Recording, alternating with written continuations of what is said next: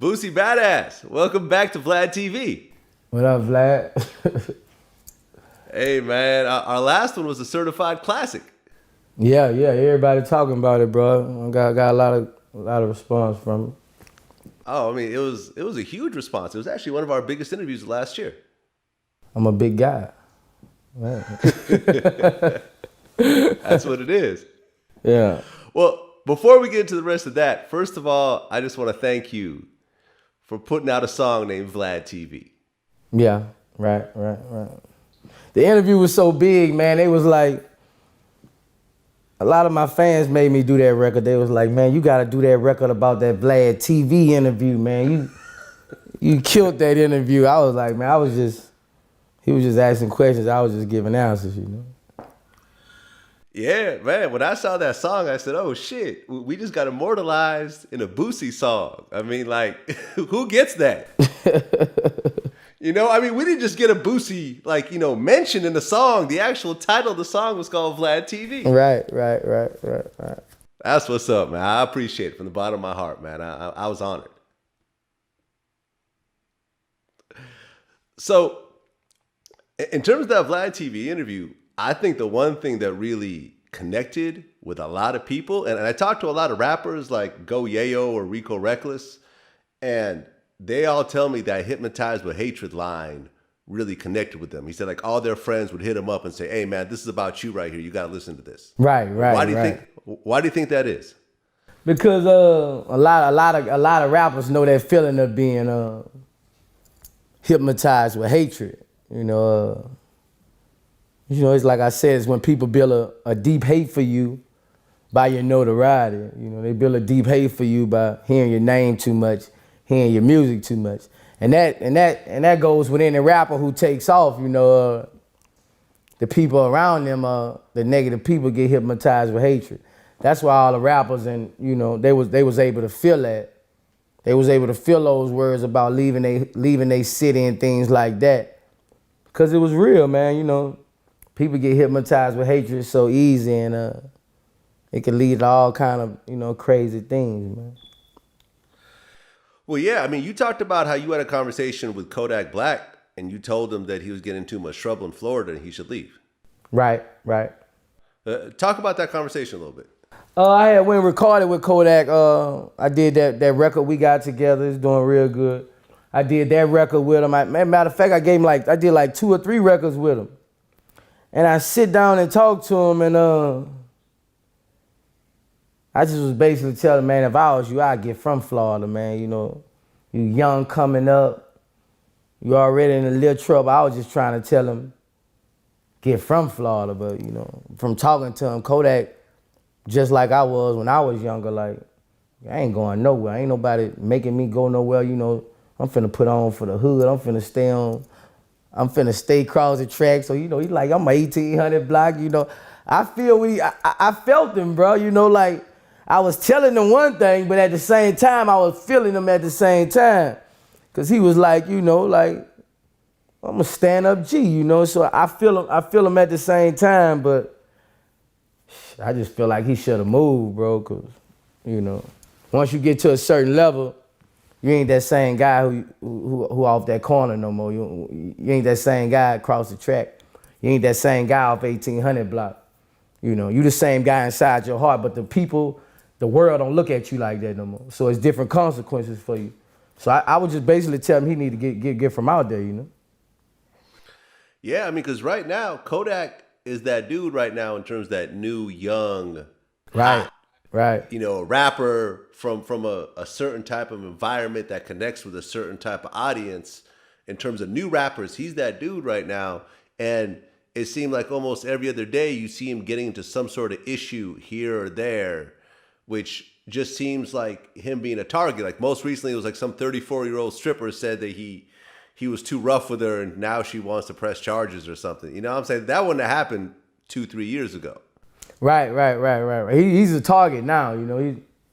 He's a big target now because he a big dog in Florida now, you know. Like he a big dog in Florida now, and you know, he kind of cocky too. You know, he cocky with it, so you know them police don't like that, bro.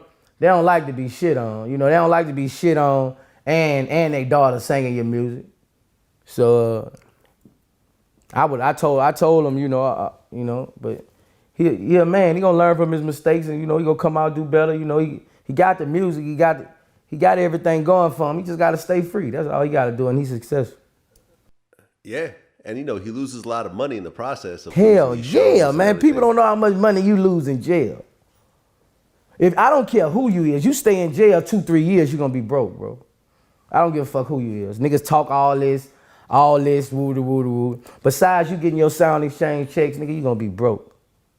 Period. Because you still gotta take care of your people. If you was taking care of your people out there. And one thing about bills, they don't stop, bro. Women might stop, everything might stop, but bills don't stop. So, man, bro, then I ain't like he got caught up in he was on a big tour he was finna do. So, hopefully he gonna come out and get those dates together. But jail ain't no place like when you come from jail, you gotta regroup everything and start getting your money all over again. If you went in a bad situation, you owe a lot of people too. So that jail shit ain't what's up at all, bro. Like, you gonna lose going to jail. People think people get notoriety. Yeah, you might come home and get some money, but all during that time, bro, you lose. You lose money. Your people hurt. Your kids without they daddy. That jail shit ain't nothing nice, bro. That's why, and you try to be calm in there. So that's why I was just so damn. I was just thugging in jail. I ain't gonna even lie, bro. Like, when I went to prison, I just felt like, I'm not coming to prison to be a good guy, bro. Like, I didn't come to prison. If I'm in jail, I'm being a bad guy. I did not come to, I'm a criminal. I came in, if I'm coming in here, I'm a criminal. I'm gonna criminalize the system because I'm already mad for being in prison.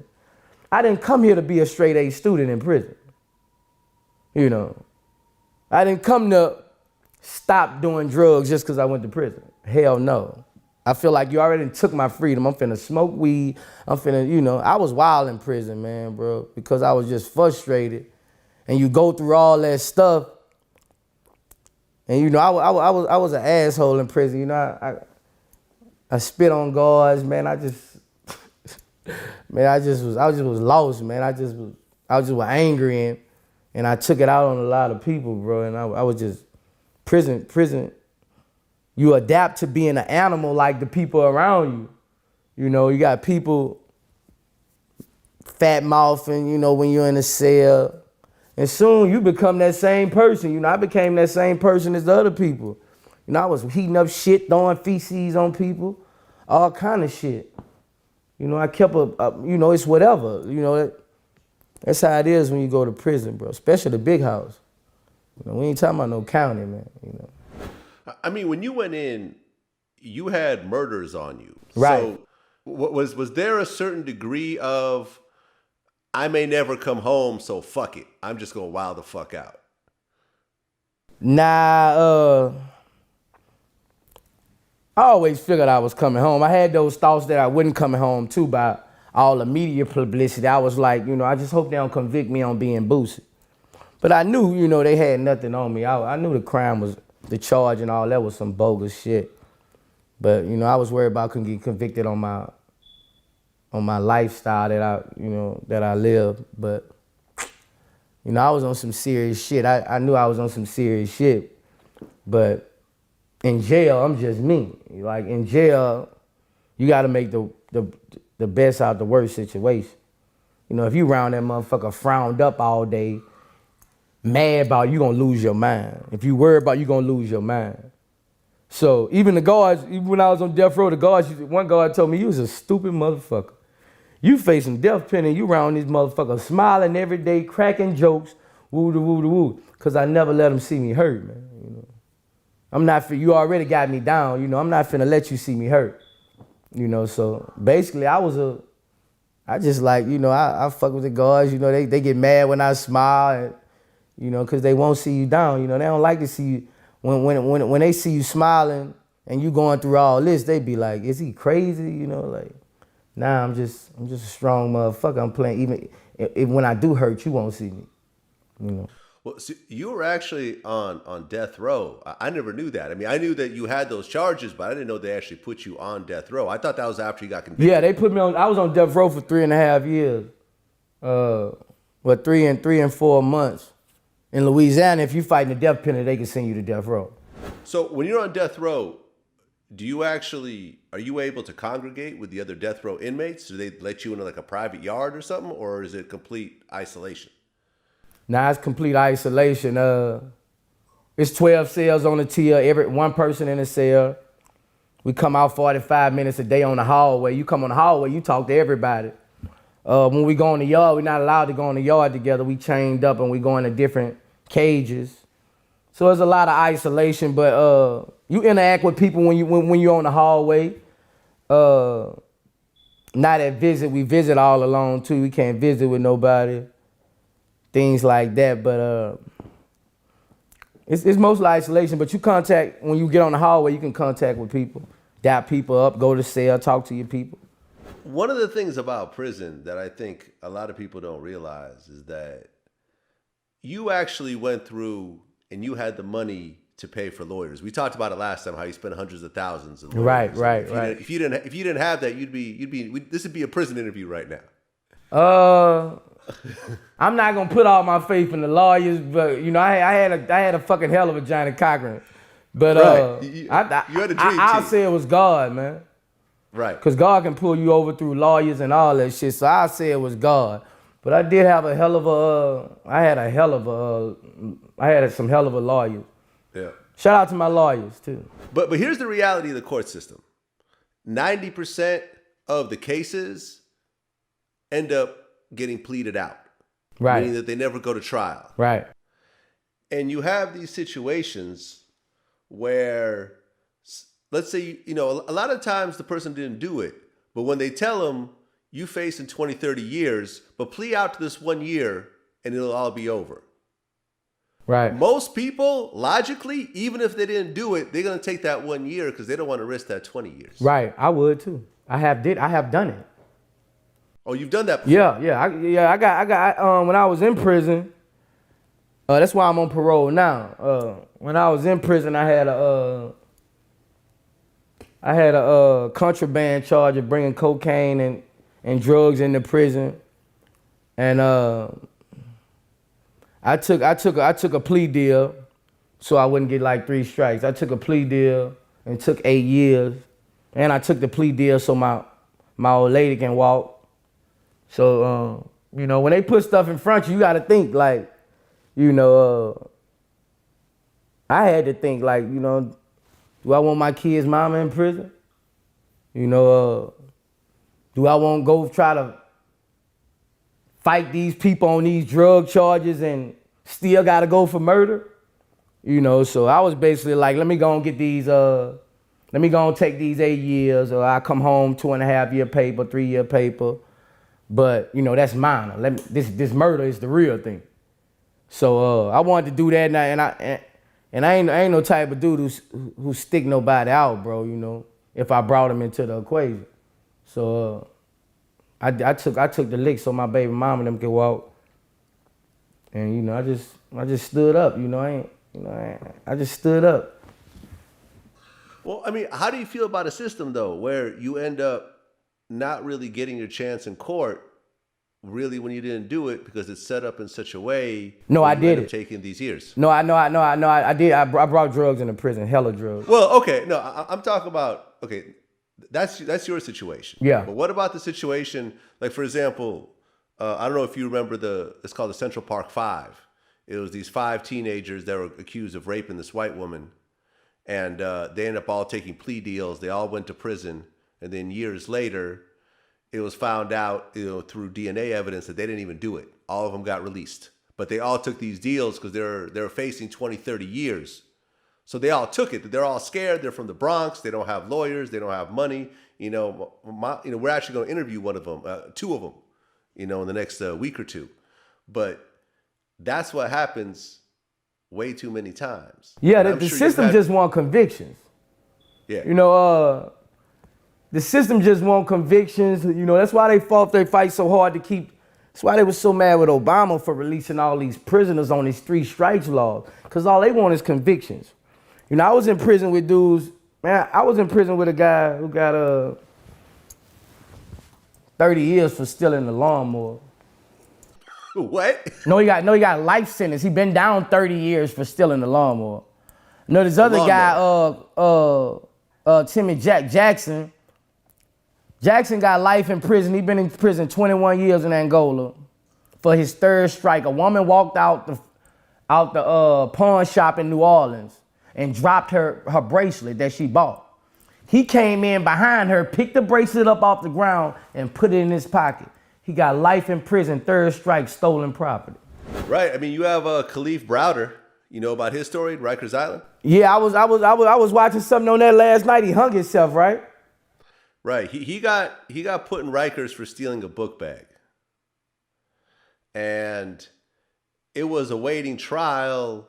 And he was in Rikers for like 3 years just awaiting this trial.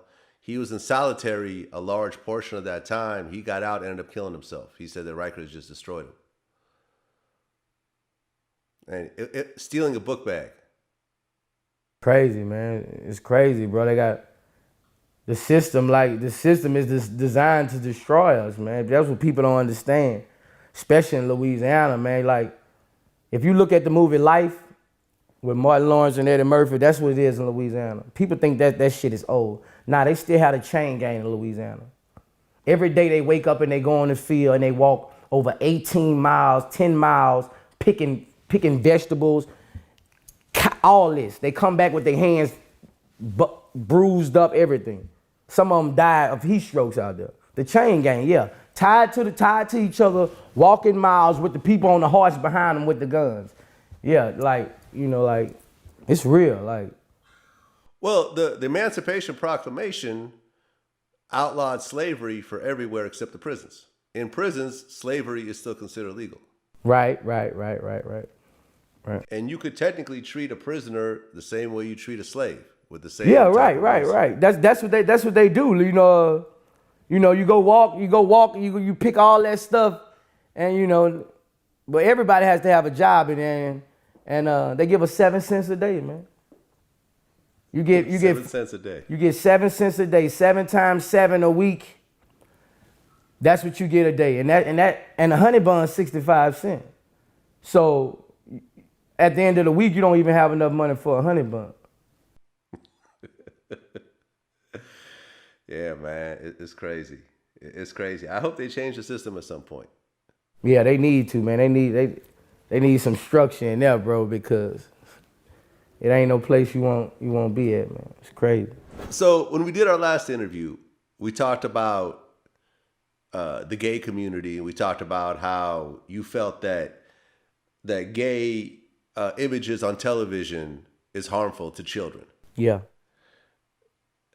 And you've never backed down off that. People have asked you about that, and you stand behind what it is that you said.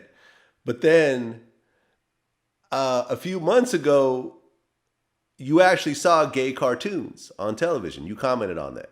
Yeah, because I'm the type, Vlad, bro, like, you know, I got seriously bashed for by the gay community for that. By even my label was calling me like, you know, why do I say that? Because I speak from my heart, man.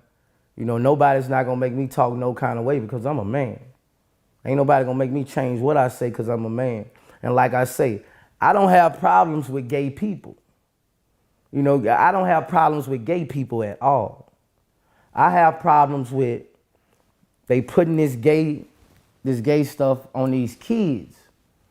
You know, like you putting, like it was strange to me, you know, seeing a gay cartoon with a man and a man kissing and all this. It's like, you know, I just feel like a 3 or 4 year old, 5-year-old shouldn't see that, bro.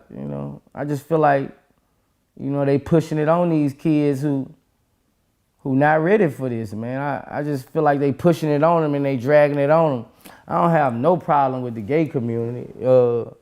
I just feel like, you know, they pushing it toward these kids, man, and It's not right, you know, like people, they was DMing me, the gay community, like, no, nigga, you just backed up in time. You come home to a whole different world. It's not the same world. That's what they was telling me.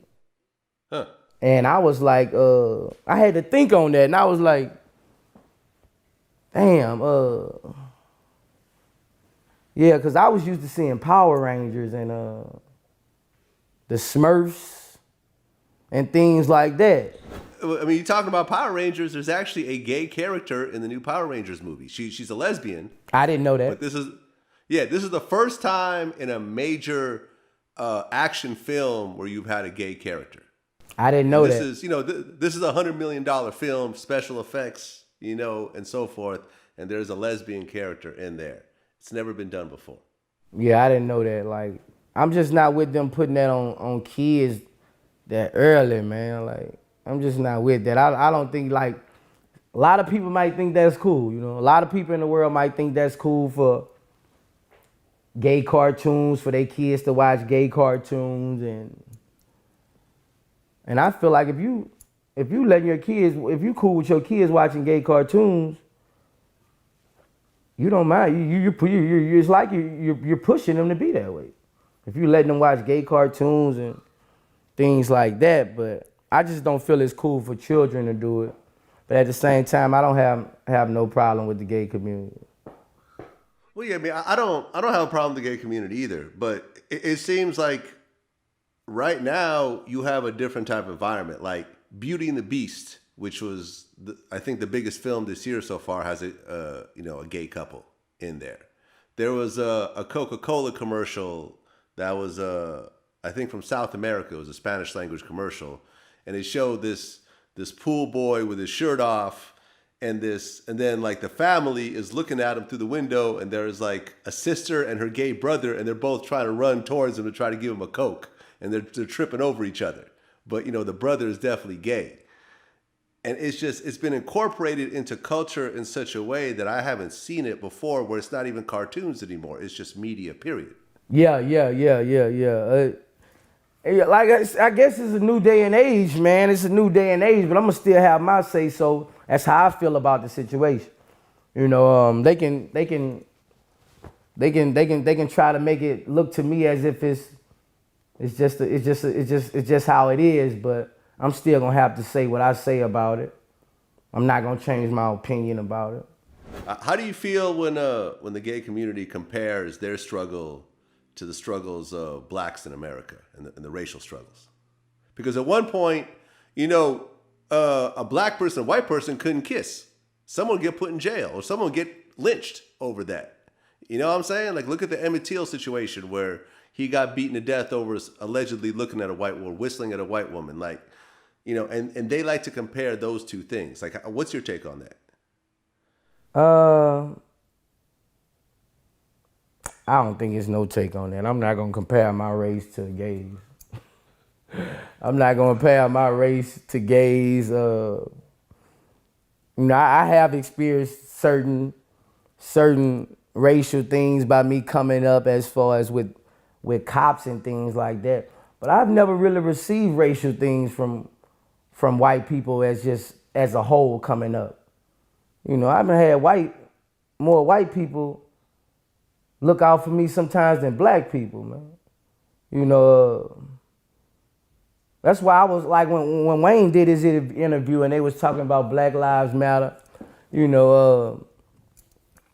I feel like I was understanding some of the things Wayne said.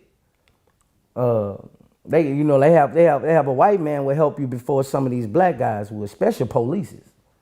They got some black men.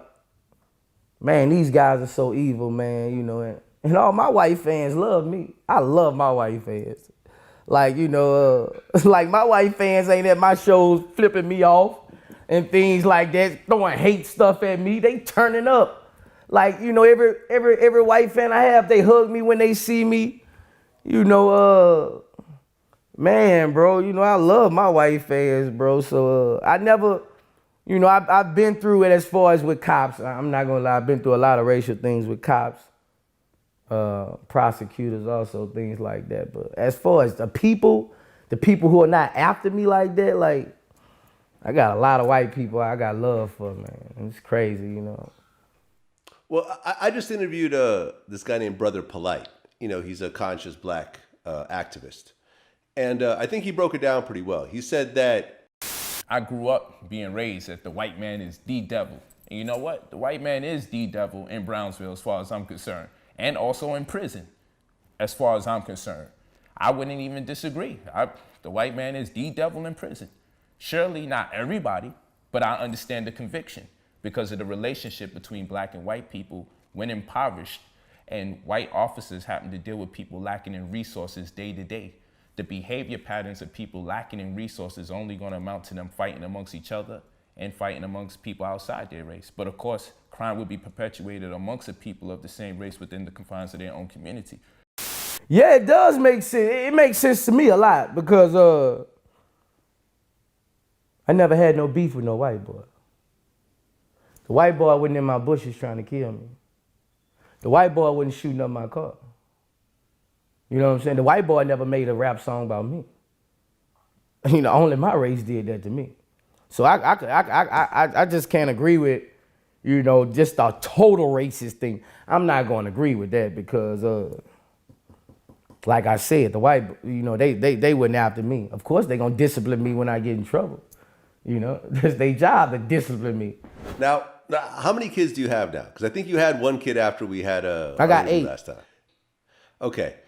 Now, I think what was really interesting about this one interview you did with TMZ is that you have 8 biological children, but you have 2 other children who I adopt. you take care of. Yeah. And these are friends who got killed? Yeah, they're my two best friends. My 2 best friends who got killed is Bleak daughter and my boy Ivy, his little boy. That's amazing, man. I don't think too many people would do something like that. They just ain't real friends. So talk about this situation. So your friends got killed, and then you just took over taking care of these kids yourself, or how does it work? It works like this. My boy Ivy, he got killed. They followed us from the club. They killed him. Well, they killed the whole car. Everybody died in the car. Everybody, 3 people. And his son was still in his baby mama's stomach. So I just feel that's what I'm supposed to do. It's just like my call of duty to take care of my dude's son and keep him like he'll want him, you know, like that's just my call of duty. That's just how I was raised, like straight up, man. My boy Bleak, you know, the same thing with him. You know, he got murdered a couple months after I went to jail. And it's just my call of duty, man. Like, you know, like they call me their daddy, man. Like, it's my call of duty. You know, we always made promises to each other. We knew how we was living, so we always made promises to each other. If I die, I'm gonna take care. If you die, you take care of my kids. If I die, I take care of your kids. And it's always been like that, bro. It's just always been like that. If you my homie, you know, like they was, you know, it's my call of duty to take care of his kids, blood. So these kids actually call you daddy? Yeah. That's dope, man, because, you know, I don't care what people say out there. You know, I mean, shout out to the single mothers out there, but I don't think that any child is going to have the same level of development if they don't have a father. Right. Yeah, I do it all with them. I go to the donuts for dads with them. I do it all with them, man. I just be trying to fill that void. You know, I take them to the mall. I get them what they want. I just be trying to fill that void, you know, and let them know that they daddy was the shit, man. I always motivate them and tell them stories about their daddies, and they love when I tell them stories and what my daddy did. So I be motivating them, man. It's like, you know, and all my kids call them sisters and brothers. They don't look at them no different from they biological sisters and brothers. Man, I wish more men would do that. I think this is like the most inspiring thing I've heard. That's when you really love somebody, bro. You do that. It's just a call of duty, bro. A lot of people don't do that because they want their nigga place. They be happy they dead. Real shit. Most niggas be happy when a nigga die because they want their place. Wow. How did the kids' mothers sort of react with you, doing Oh, all they that? love me, man. All the kids, mothers, Sarah, all them.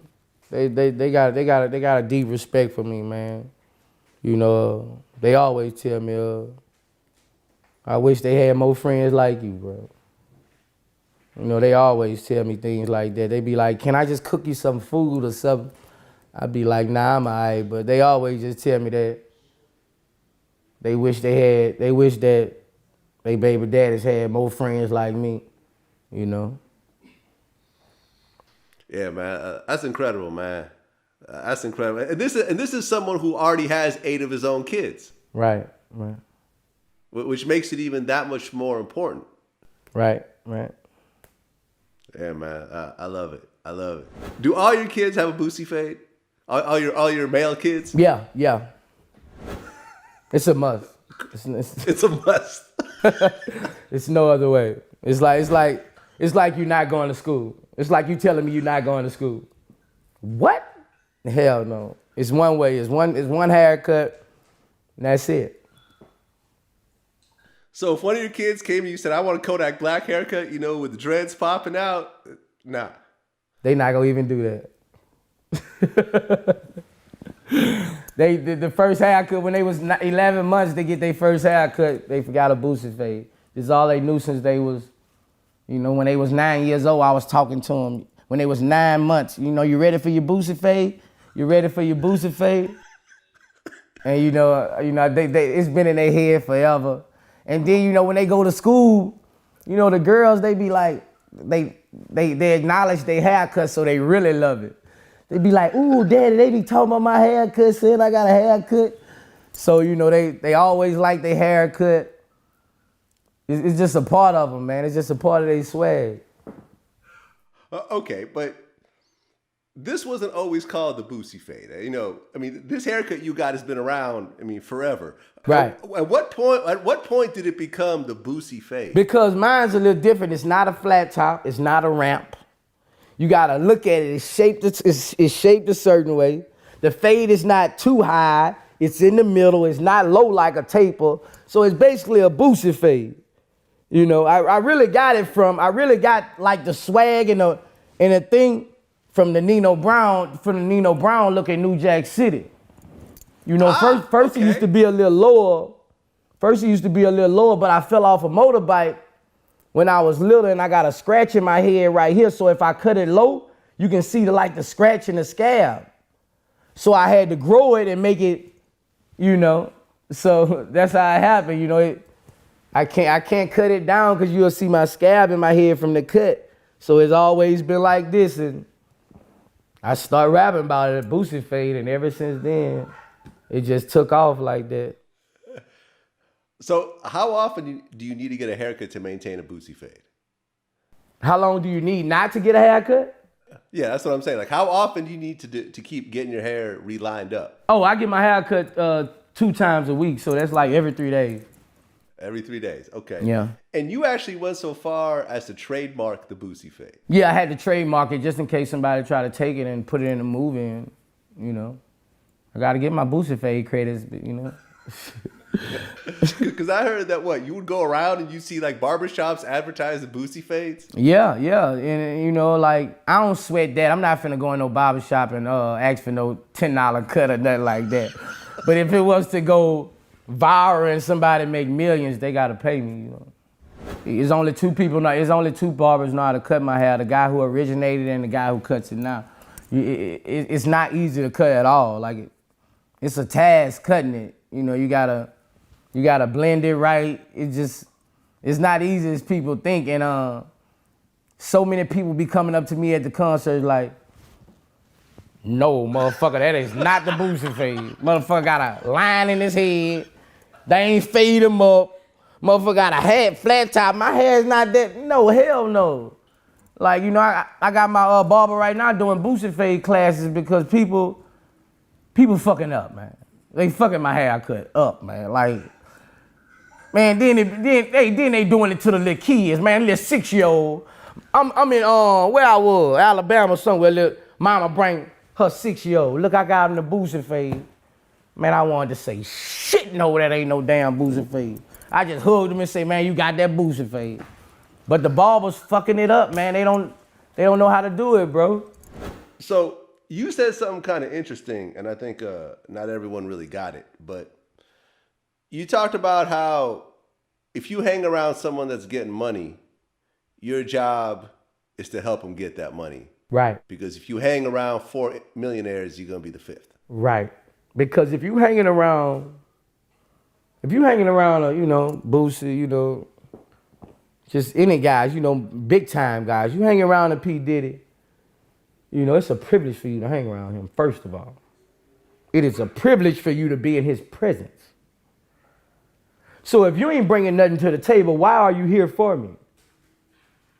If you're not bringing me any money, why are you here? What are you doing? And if you bring in a millionaire, you keep bringing a millionaire a sack, eventually you're going to be a millionaire. It's facts. Eventually you'll be a millionaire. It's just like a manager. It's just like a manager to another millionaire. You bringing your boy, okay, hey, dude, I got a dude on 4-5 verses. Hey, man, shit, 4-5 verses. Just think if that man getting $50,000 a verse. That's $250,000. Your boy give you $20,000-$30,000 for that shit. You do that 100 times a year. How much money is that? Right. So you gotta go get him money. You can't sit on side and wait for him to get every money. A boss is doing too much things. First, he got this to do. He got this to do. He got this to do. Somebody gotta be out there paper chasing, bro. Somebody gotta be that guy in the club looking at everybody with jewelry on. Man, you want to do some business? Man, you want to do some, you networking with other rappers, because if you don't go get him no bag, his bag is limited to only what he can do. That's where a team comes in. If you got a team of dudes who paper chase and go and get bags, you know what I'm saying? You can't really lose, bro. You can't really lose. I mean, that's true. That's true, because the one thing I learned early on was that there's no such thing as millionaires that do it by themselves. It doesn't exist. It doesn't exist, man.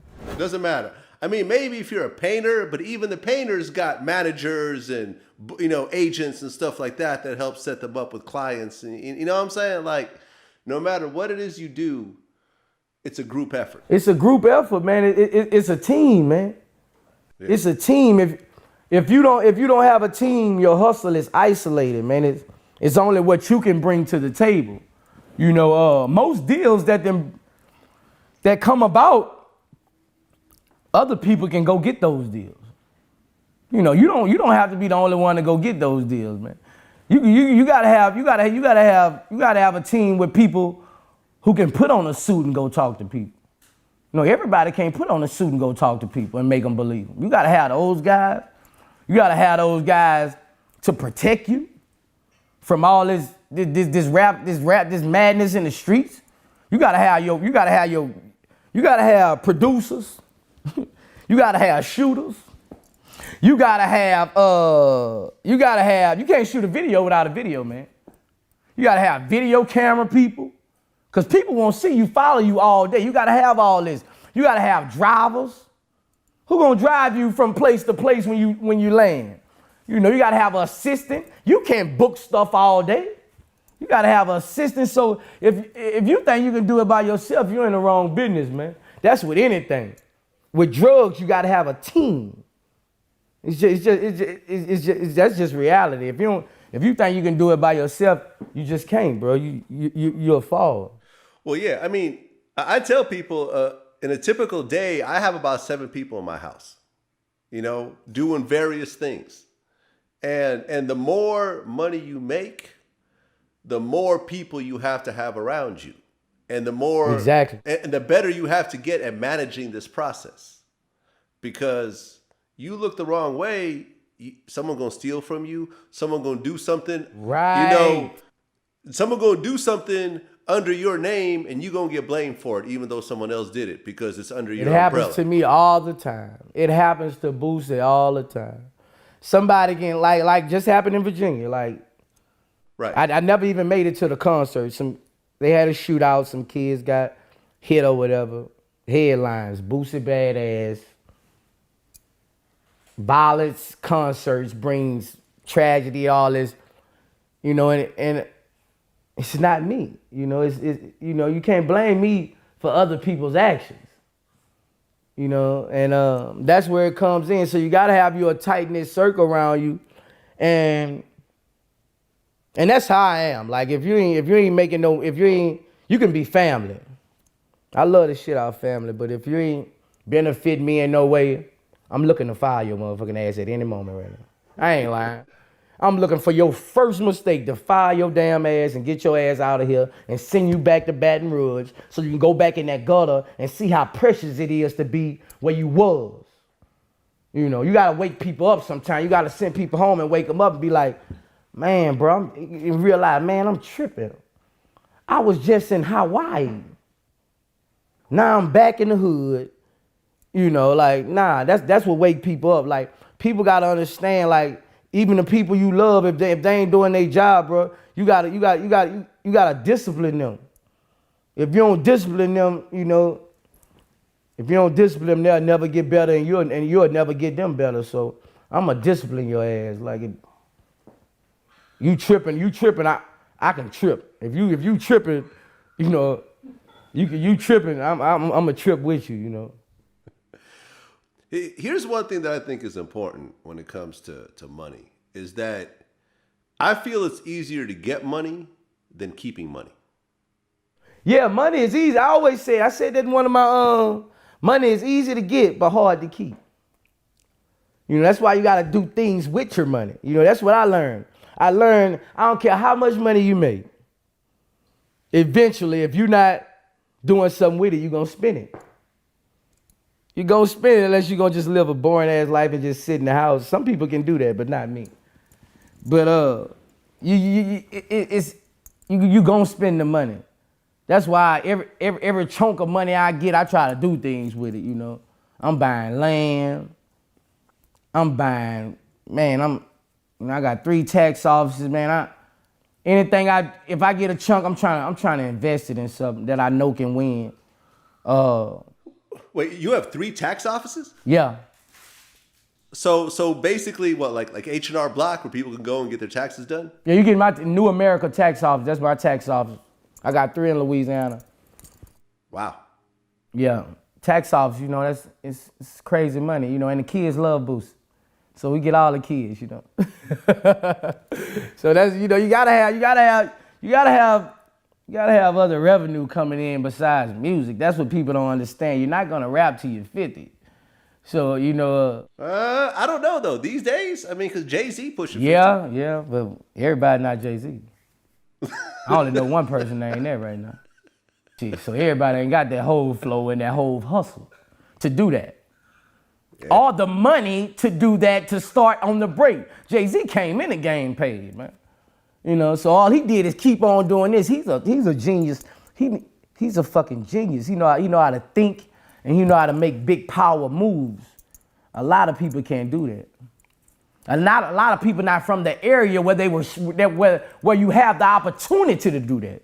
Down here in this South, you know, like they're not gonna let you get in that door. It's people blocking you from getting in that door.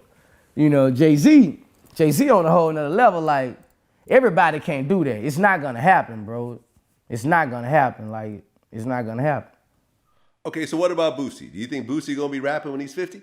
No, I'm trying to quit. I'm trying to quit, but I just can't right now, bro. You know, I just turned 34, man. Like, I dropped my first. I was on my first CD when I was 15, 14 years old. So. And I'm like 19 years in the game, bro. So I missed 5 years, so I gotta do 5. I told my mama, I missed 5 years. I'm coming to do 5 years, and I ain't gonna miss not one weekend off getting money. And Okay, but I mean, but why do you want to stop? So let's take a look at because someone like because I want to stop because I want to be a daddy more, man. You know, like you know, I want to be a daddy more. You know, sometimes when I miss things out of my kids' life, I come back and shower them with gifts of guilt. But, you know, I just want to be a daddy more. That's why I'm focusing on my artists. You know, I won't lay back like Birdman and just walk on the stage and just throw my hood up and make 40 million a year, you know. with three paid artists, you know, who doing millions. That's what I want to do, and watch them shine. Cause basically, man, like, man, I come from nothing. I ain't too much else I can really do, you know. Like, I'm happy. I done seen a lot, bro. I'm straight, man. Like, I done had a good life, bro. As for, you know, I done had a struggling life too, but the way I've been blessed, man, and the things I saw, the places I done been, and the things I got, you know, like, I'm at a place where I don't need to just like show off and do things, you know, like, but that's just in me. I'm cocky, bro. You know, like, I'm cocky from my upbringing because everybody who I looked up to in my hood with money was cocky. They wasn't dudes who hid their money and you didn't know they had money. And I think that rubbed off on me, you know, and it rubbed off when I was young in my teenage years and I ain't have nothing. Everybody was getting money and shitting on me. You know, all that stuck with me as a kid, like, boy, when I get some damn money, boy. You know, so that's why I'm kind of flossy, man. You know, I like to put in people's faces, but at the same time, it's not more of, before I went to jail, it was more of just shitting on people, just putting in people's faces. Now it's more of, I'm just trying to motivate. I'm just trying to motivate these young rappers. I'm just trying to motivate these young Boosies to, you know, be like, man, Boosie made it, I could make it, you know. So right now, it ain't just for the shit on people, because I know a lot of niggas can't fuck with me, no way. It ain't for that. It's for to motivate people to be rappers and get out. You know, I would rather the whole world be rappers than drug dealers any day, because, you know, rapping is legal drugs. You know, it's legal. We can sell this, it's legal. Drugs, you're going to prison. I don't care who you is. I don't care how big you is, you're going to jail. You're going to get convicted. They're going to lie on you. He sold me this. He sold me 100 keys. You never seen them before. You're going to prison. And so I'm trying to motivate dudes to be rappers instead of drug dealers, but I do understand the drug game too. I do understand those who got to get it out the mud too. You know, but I advise them when they do get their money, turn it into something positive. Right, but just to take a step back, because LeBron James had this, I think, Instagram post recently where it said the world doesn't need any more LeBrons. It needs more doctors, it needs more lawyers, it needs more scientists, it needs more policemen, he even said. So, like, when you look at your kids, like, the chances of someone making it in a rap I felt game, what LeBron was saying about the doctors and things like that. But shit, education, some of these we got poor education now, man. You know what I'm saying? You gotta be in the right, you gotta know people, you gotta be in the right schools. You know, you talking about being a doctor, this ain't no damn walk in the park, man. Yeah, I mean, I just interviewed this dude named Shaka Senghor. He's a New York Times best-selling author, and he was also on Oprah and stuff like that. And he went to jail for murder when he was 19, got out 19 years later. He was in solitary for 4.5 years. And he just started writing out his stories in solitary, you know, right there in the cell. And when he got out, he put it out, and it became a nationwide bestseller. You know, Oprah had him and everything else like that. He learned how to read. I mean, he knew how to read already. He had like a GED, but he really learned how to read in prison by reading other people like Alex Haley and Donald Goines and stuff like that. And, you know, education don't necessarily have to come from the school system. You can educate yourself. Right. You can educate yourself. Yeah, and especially these days with online classes and, you know, all these resources on the internet, I think a lot of people sort of just downplay their own intelligence and their own capacity for learning. You see what I'm saying? Like, some of my best friends didn't go to college. They didn't get master's degrees and so forth, but they're some of the smartest people I knew because they've educated themselves. Right. I just don't want kids to think that rapping is going to be their way out of their situation, because the chances of being a successful rapper is about the, you know, you have more chance of of winning the lottery than being a successful rapper. You see what I'm saying? Like, not really. It's a better chance than winning the lottery because maybe that. I would say back then. I would say back then in the game, you had it was like the lottery because you had to have skills. Right now, in this day and age, you can say anything and make a hit. Okay, so let's talk about that because you said that rap isn't about lyrics anymore. Nah, hell no. It's not about lyrics. It's not about reality. It's basically about the beat. Basically about the beat that have everybody bumping their head. It's basically about an image. You know, certain people, you know, it's not about the music. You can have an image that everybody pertains to. And everybody would just start to love you because of your image. It's not about your music. You know, you have people who don't even know what they're saying on the beat, but they like this in the car. They don't know one word of the song. They don't know not one word he's saying on the song, but they love it. You know, it's the beat. Music has changed. And it's just up to people to change with it, you know what I'm saying? But me, I'm happy with the change because it gets me in to stay in my own lane. Like I have an own lane of the music I make, and that's what keeps me relevant. Because when people tired of listening to that, they still gotta go to that real music and say, man, I gotta listen to this, man. I've been going through it today. Let me put this on. And right, because I've always considered you a lyricist. Right.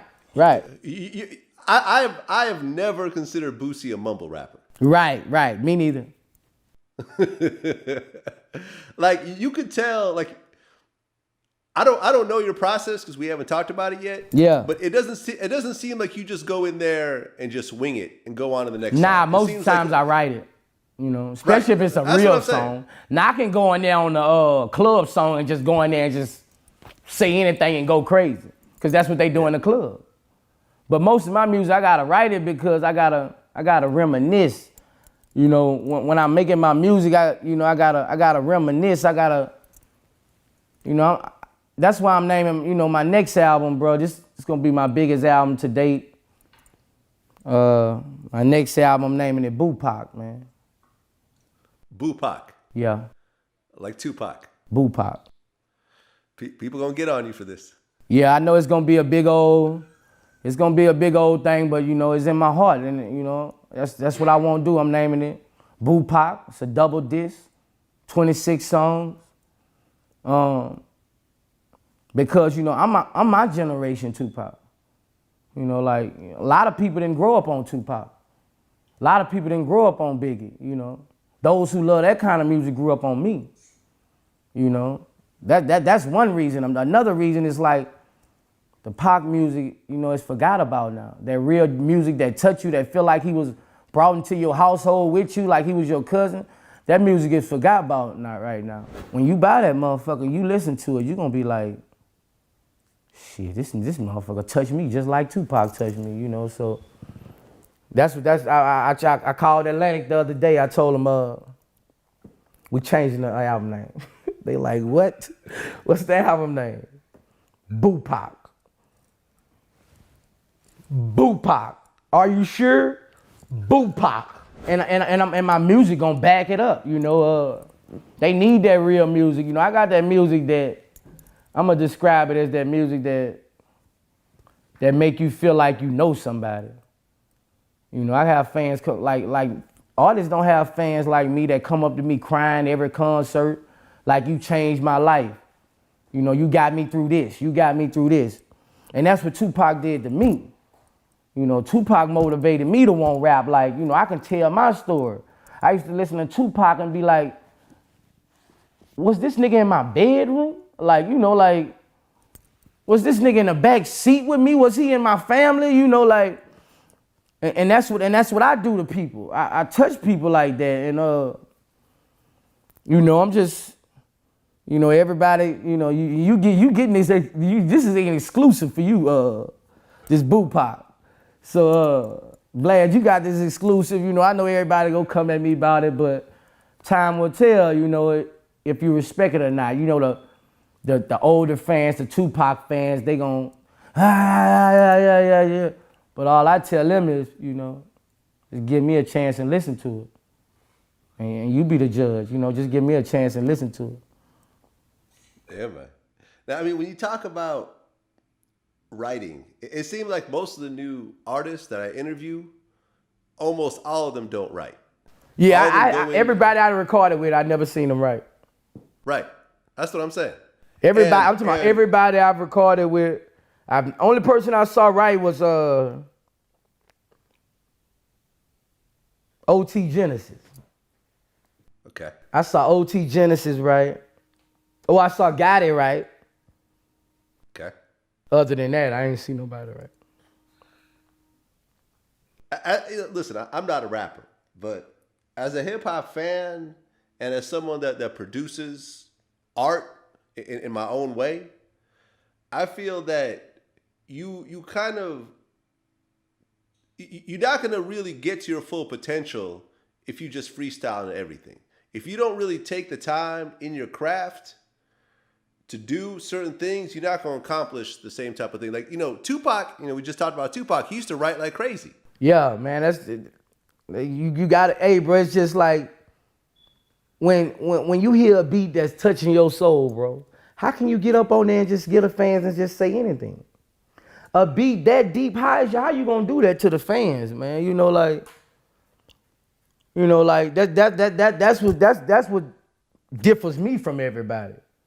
You know, you got plenty of rappers out there. You don't know about their childhood. You don't know their mama name. You don't know what they've been through. You don't know if they have a kid. You know, because you know they don't go that deep. You know, all they basically talk about is, you know, jewelry, cars, and bitches. But that's just a difference. You know, I gotta write it. I gotta feel it. You know, I gotta. That's what I do. I reminisce about what I've been through. I reminisce about what I've been through in life. I reminisce about what I've seen, and I just put it on paper, and it come out perfect, bro. It come out perfect. Like, you know, if you just getting up on there every time you get in the studio, you just get up on there. Half of that shit you lying about. I hope everybody who don't write don't get mad at me, but I'm just speaking real. I think but what you know, at the happened same time, I don't give a fuck if you do get mad. Here's what I think happened. I think at one point when the internet came in and when albums started to change, it became a game of quantity over quality. The artists that seemed to who really started winning were the ones who were coming out with song after song after song. Right. You see what I'm saying? Right. And even though I'm not going to name any artists, but let me tell you what I think happened. You know, I'm gonna speak my mind. Okay, go ahead. I think it was just a lot of dick riding. You know what I'm saying? I think the big dogs, you know, Jay-Z, Wayne, them got to say, and I don't write. Now everybody don't write. You know, it was a trend. You know, especially when Wayne said it. Wayne was on top. Wayne was on top of the game, you know, and everybody just dick rolled. Everybody just thought, oh, I don't write neither. Oh, I don't write neither. Oh, I don't write neither. So it was just like a trend. It was just like a nice car. It was just like a Bentley truck that everybody wanted. You know, everybody wanted that to go up there and say they didn't write. And I think it was just a lot of dick riding Wayne them, you know. That's what I think it was. Yeah, but here's sort of the difference. Like, you know, because I've interviewed some of Jay-Z's producers, and they all tell me the same thing, and that is Jay-Z don't just go in there and freestyle. He actually works out the song in his head ahead of time. He just has a photographic memory. So by the time he goes into the booth, the whole song is already worked out. He's not freestyling. He's not punching in and punching out every verse and just trying to think of something. Right, but he was saying, you know, in the interview, he doesn't write. He doesn't write. You know, exactly. Jay-Z is a motherfucking king. What are the little princes gonna want to do? Not write. You know, if Jay-Z would explain to everybody, oh, I got it in my head, woo da woo da woo. But all I was hearing, I don't write it. Wayne come after that. I don't write it. Not everybody don't write music. It was just like a domino effect. Yeah. That's what it was. It was a domino dick riding effect. I feel you. So you consider yourself, in terms of the streets, you consider yourself the greatest of all time. Yeah, I would, because only person I feel like I ain't accomplished being better than right now is Pop, because I just always been in my mind since I was 19 years old. There's nobody better than Pop, so it's hard for me to just come say I'm better than Pop. Nah, I'm not finna just go say I'm better than Tupac. I'm the best. I'm the best living at making this music that I make. Tupac gone now, so it's me who make that kind of music. That kind of music, I'm the greatest of doing that kind of music that touch people. That's my lane right now. Don't nobody make that kind of music like Boosie. Anybody will tell you that. Other rappers will tell you that. Like, I just got my own wave of music, and it's just that music that you gotta understand. It's not made for one person. It's not made for one type of people. It's made for the whole world, because everybody going through it. Shit. Well, yeah, I mean, when you talk about Tupac, if you say that you're better than Tupac, all the person got to say is, have you done a Dear Mama? Right. You know what I mean? Like I you got to have a song. I done 4 Mama songs, and if you listen to them, they just didn't have the exposure. But if you listen to my Mama songs, you probably will cry, man. Real shit. Like, if you listen to my Mama songs, you probably will cry, man. Well, I remember that one song, was it I'm Sorry? Yeah. I got Sorry, I got I'm Sorry, I got Through the Hurricane and the Storm, the video that Motion Family shot about my mama that I shot in prison. It's not based on just one song with me. Like, I got a catalog of records, man. I got a catalog of records that you gotta feel. You know what I'm saying? That's why I'm dropping a double disc, to bag this shit up. I'm not finna drop a BooPac with 11 songs. So I'm dropping 25, 26 songs, and you ain't gotta fast forward not one of them. And that's greatness. I don't give a fuck what nobody say. I don't know one person album in the country. I don't know one person album in the country you ain't gotta fast forward a song on. And my album gonna prove that you ain't gotta fast forward none of my music. You gonna feel it. And that's why I'm putting so many records on there. A lot of it's heartfelt music, bro. It's just real music. It's just solid, man. It's just solid. It's BooPac. Support for the Vlad Couch comes from the Dollar Shave Club. It's time you learn the Dollar Shave Club is the smarter choice for shaving. Dollar Shave Club is the perfect life hack and no-brainer choice for people on the go. No more inconvenient trips to the store because you forgot to buy one of those cheap disposable razors. And no more overspending on razors with a gimmick that you didn't need.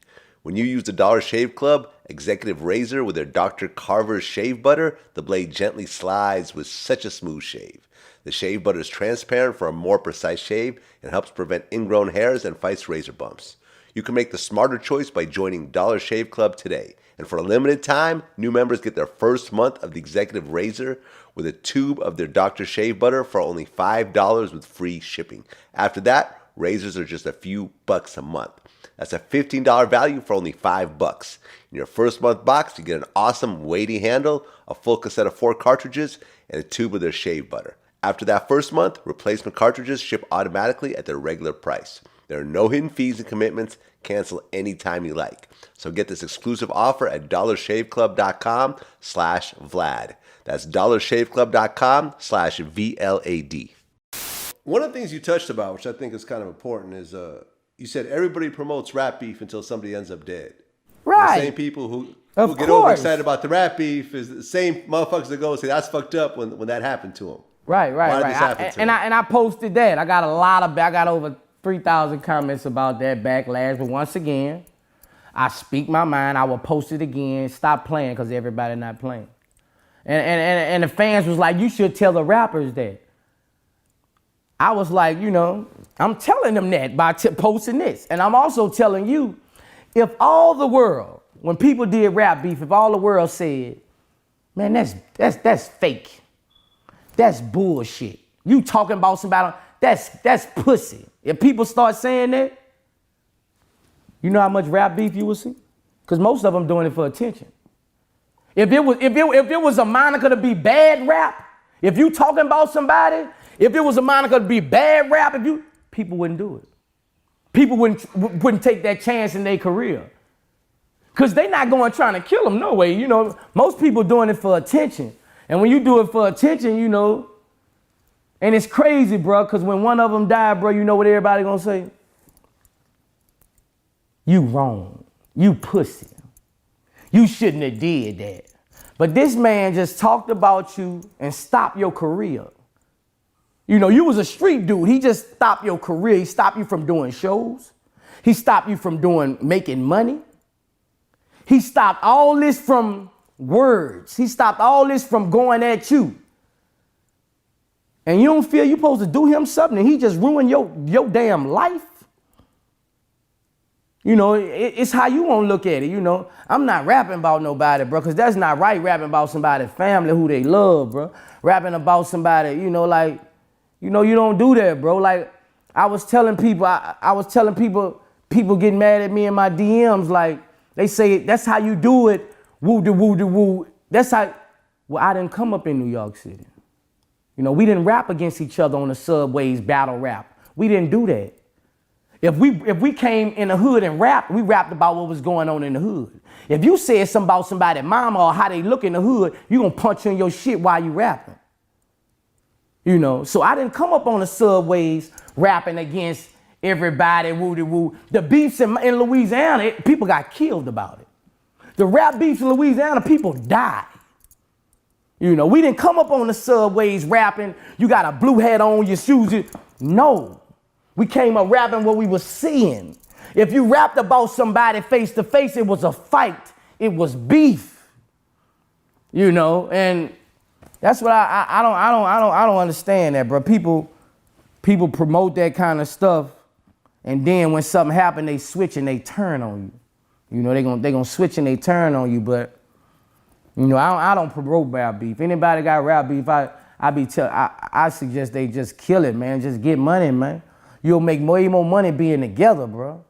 That's what people don't understand. Us rappers make way more money joining together, man. Getting on each other's songs, doing music with each other, just being in each other's presence, hanging around each other. We'll get more money like that, man. You know, like. I mean, this is true, but when you talk about most things, especially when you talk about something that involves a lot of money, there's a competitive nature to it. You know what I'm saying? You're calling yourself BooPac in your new album. Right. If Tupac was still alive, he would probably diss you on record. Probably would. See what I'm saying? Yeah, you're like, right. It just is what it is. Like, you know, I mean, he was dissing Biggie because he felt Biggie took his style. You know what I mean? Is it true? Is it not true? Who cares? The fact is that there's a competitive nature in my world, in the media world. I'm trying to do better than all the other websites and all the other media outlets. So you can't prevent that type of competitiveness, especially when people are popping. Like look at the whole situation. You know, you actually talked about it, about the whole Remy Ma and Nicki Minaj rap. Right, right. This is people are fake, bro. You gotta understand this is a fake world. That's what we gotta understand, Vlad. Everything we saying gonna amount to a fake world. It's not real, man. It's a fake world, man. They will love you one minute and hate you the next, man. I just told you they will love you while you beefing, but if somebody die, they hate you. Yeah. They love the shit out of Nicki. They make one song and they hate her. It's a fake ass world, man. It's just a fake world, man. It's just a fake world, man. Like everything we talk about gonna amount to people not being real. That's not real. To turn on somebody because somebody make a song about it. It's not real, man. These the same bitches was on the phone with me. Nicki harder than all these nigga rappers. Nicki, you know, going to her concerts with their hair dyed. You know, going to her concerts with their hair dyed, but she make a song, you know, she's nothing to you anymore. You shit on her. you shit on her, you know. And I have something to say about it, and I said it. I'll say it again, you know, like, damn, that's just how it is. It's just a fake world. Yeah, and I remember people got on Nicki because she talked about Remy Ma's son in her verse. He said, you know, it was a line about, you know, how you leave your only son over a stack, or how you shoot your best friend over a rack. And we was like, oh, she went too far. But there isn't really a line when it comes to this type of thing. You try and tear the person's head off if that's what you're doing.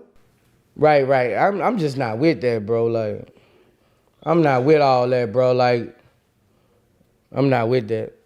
So you've never dissed another rapper on record? Nah. Never. But rappers have come at you on records. Yeah. I've never dissed another rapper on record, you know. That's just not what I do, you know.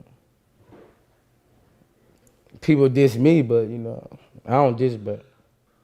I think that's mature, man, because a lot of people talk shit about me on the, you know, in songs, eventually on social media. If you don't say nothing back, eventually it'll fade away, man.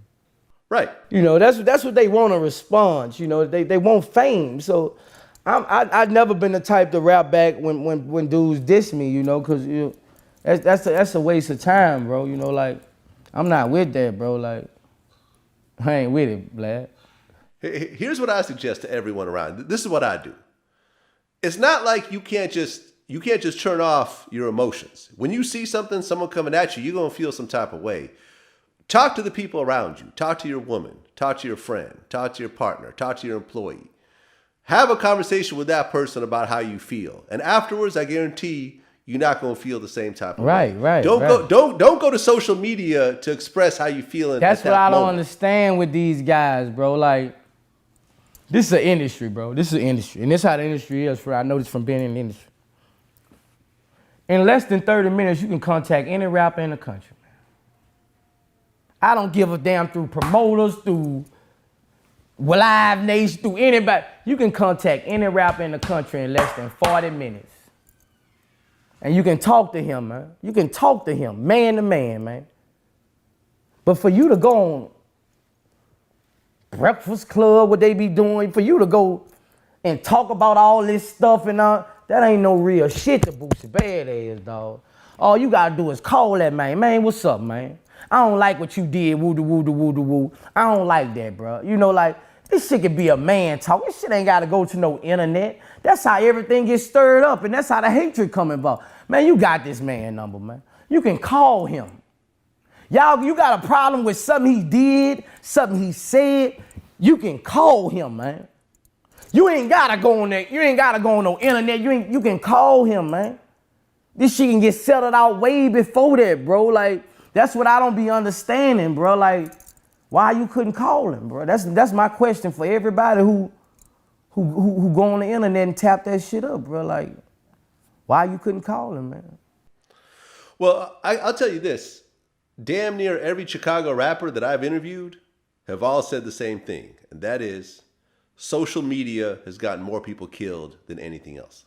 Right. Is it a subway rap battle in Chicago, or are they dying behind it? They're dying behind it. Okay, we still won't promote all this rap beef. Go to Chicago and pull up all them damn rappers got killed. Over what? Rap beef. But everybody love it. So, what I told you, so what? Fake world. You said something interesting in one of your interviews. You said that you never let your kids play with toy guns because you scared they might go outside and a cop might mistake that for a real gun. Well, let me clear that up. I just started thinking like that. At first, you know, they can get whatever they want from Walmart, but right now, bro, like, my kids ain't going out really outside with no water guns and things like that, because I saw all these police shooting these black kids like that for, you know, and that disturbed me, man. That disturbed me, you know, when I have a fear for my kids. Because, you know, all my kids don't live with me. They live with me in the summers and the holidays. And, You know, I tell them, man, I don't have my kids out there with no damn water guns and shit like that. Cause you know, they got Baton Rouge police hate me.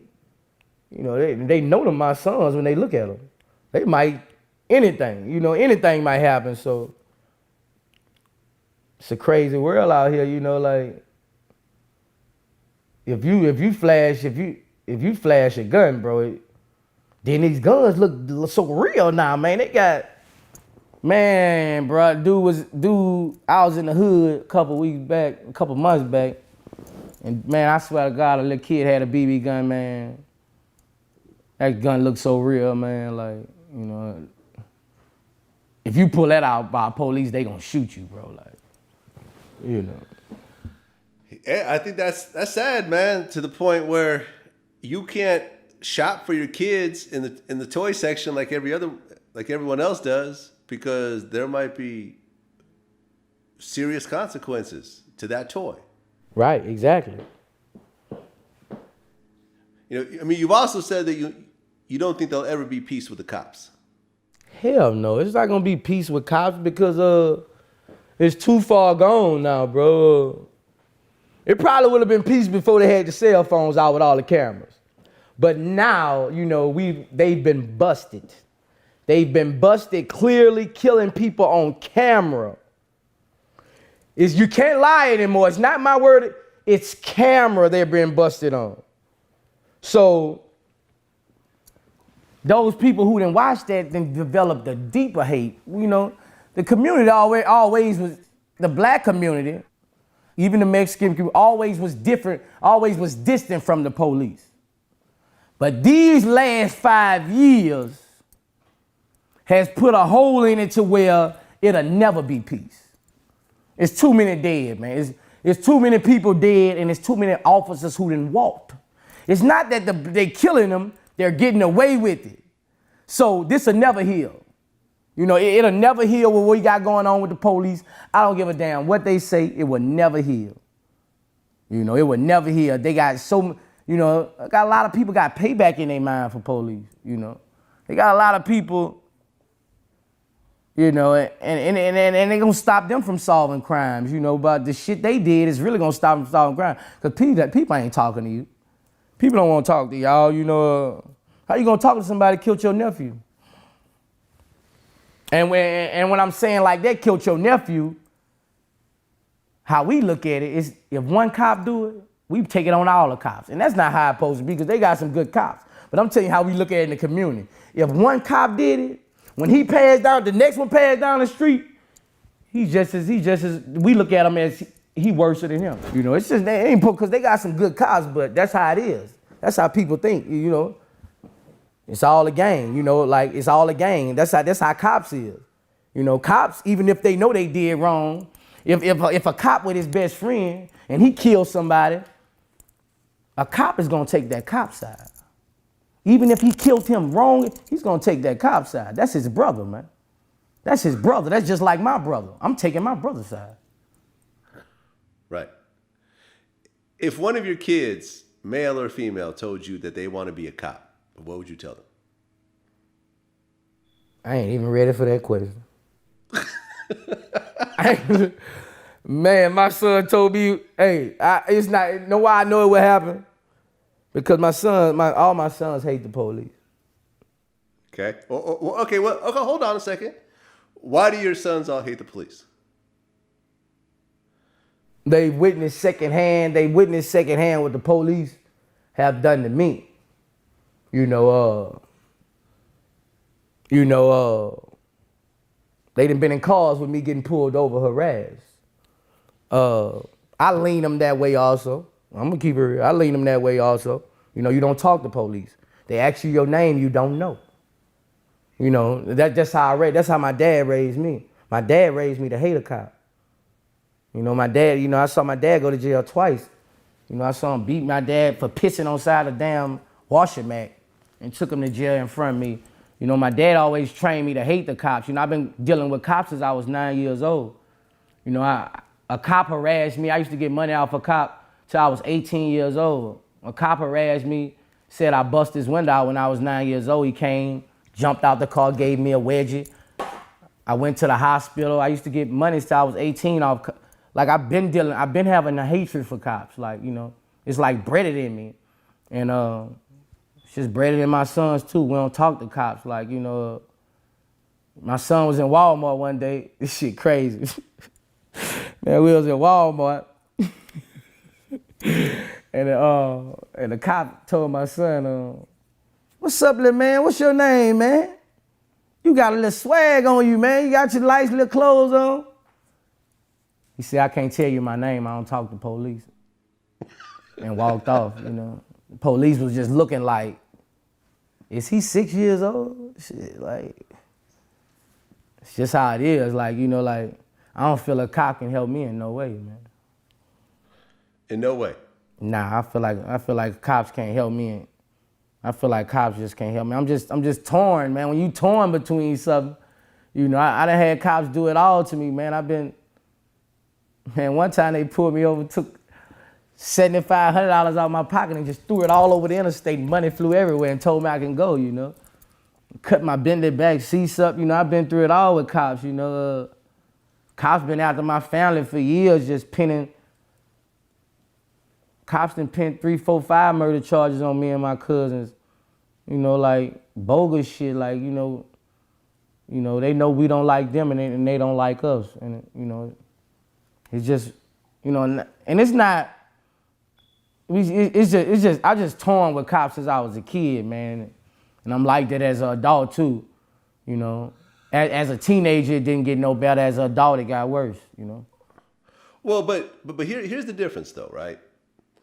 You grew up outside the law, right? And you were still hustling. I mean, we talked about this last time. You were hustling up until you got to a certain point in your life where you felt, okay, like this rap money is doing better than this drug money. Right. I'm gonna go ahead and just focus my life completely on this and not do none of that other shit. Right. Your kids are growing up in a completely different environment. Right. Because their father has money. They don't have to sell drugs. Right. They don't have to rob people. They don't have to steal from people. They don't have to do a bunch of shit that's going to put them on a certain side with the law. They're going to be growing up. As long as you keep doing well for yourself and giving them the opportunities, they're going to grow up with a different perspective of the police. Yes, they have their father's perspective and his stories and a couple of things they saw, but as a whole, they're going to be growing up middle class, upper class, however it is that they do it. So they're going to have a different perspective. So they're not necessarily going to feel the same way about police in terms of their own free will outside of what you tell them. I don't know. Like my sons take what I say to heart, man. My sons feel the ground I walk. I'm a good dad, but my sons feel the ground I walk on at the same time. So, with them, I see what you're saying. Outside of me, they haven't been, but you gotta understand, they done seen me harassed just like I seen my dad harassed when I was a kid. You gotta understand that the stories that, even their moms done told them stories about how the police harassed their mother. My boy's Nita was harassed damn near every day. She was harassed every day. And I think it's gonna stick with them, man. I think it's gonna stick with them. I even, by me instilling that in them, I think it's gonna stick with them. And I wanted to stick with them to where they don't talk to police, because they might get themselves in a situation one day. And the only way you don't stick yourself out in a situation if you don't say nothing. I don't want them to think the cops their friends. They can talk to them. Because they talk to you to scrutinize you, and everything you say will be recorded in a court of law. So if my kids have that attitude to say, no, what's your name? Do you want a lawyer? That cuts out the trouble. If you raise your kid to, think a cop cool, he'll tell a cop everything in the world. If he has a relationship, if he thinks a cop is a straight A student, shit, he'll tell him everything. He'll tell him on his own family. You said in an interview that you're not getting married because you know you ain't gonna do it right. Right, right. Explain that, because you have how many baby mothers at this point? 6. 6. So you have six women that you have children with. Some of them have multiple children. Right. But you No, do one not of them wanna got get- multiple children. One of them got multiple children. Okay, and the other 5 have one child from you. Yeah. But none of these women you want to marry, and you're not looking for a new woman to marry either. Nah, I'm not into marriage thing. I feel like when you bring the paperwork in, that's when everything go wrong. I feel like you can love a woman unconditionally and y'all can be married without no paperwork. When you bring that paperwork in, that's when everything goes wrong. And if you know you're in the type of lifestyle, why play with that woman's heart? Why play with that woman and tell her you're gonna marry this woman when you got 67 holly berries at your neck, kissing on your ear every night? And you gonna tell your wife if 70 of them at your thing, you gonna turn down all 70? A couple of them gonna get you. So I feel like if you know in your heart, man, bro, it's a chance you ain't gonna do right, man. Let that woman be, man. You can love that woman without that paperwork. You ain't gotta put that paperwork in there. And I don't believe in that split shit, And I'm the breadwinner, because she wasn't getting shot with me on the corner. She didn't teach me how to cook cocaine. She wasn't with me in that studio rapping all them times. She wasn't with me when everything was, like I don't believe in that split shit. So I'm not finna marry a woman and I cheat on her and I gotta split millions of dollars with her. Hell no. I just don't believe in that. I just feel like you can love a woman and be with a woman unconditionally. Y'all can be so happy without marriage, man. You could sign a prenup that will essentially give the woman nothing. Oh yeah, like my boy Deion Sanders. Shout out to Deion. Deion Sanders, right. When you come in at a financially different level than this woman, you could sign a form, a prenup, that basically says once we get divorced, you don't get nothing, or you get a certain amount of money. Like I think Amber Rose, the story I'd always heard was that her prenup gave her $1 million when her and Wiz Khalifa got divorced. Now, $1 million may seem a lot to most people, but to Wiz Khalifa, $1 million ain't shit. Right, right. This man was making like $50 million a year doing stadiums and festivals and so forth. So $1 million to Wiz was easy.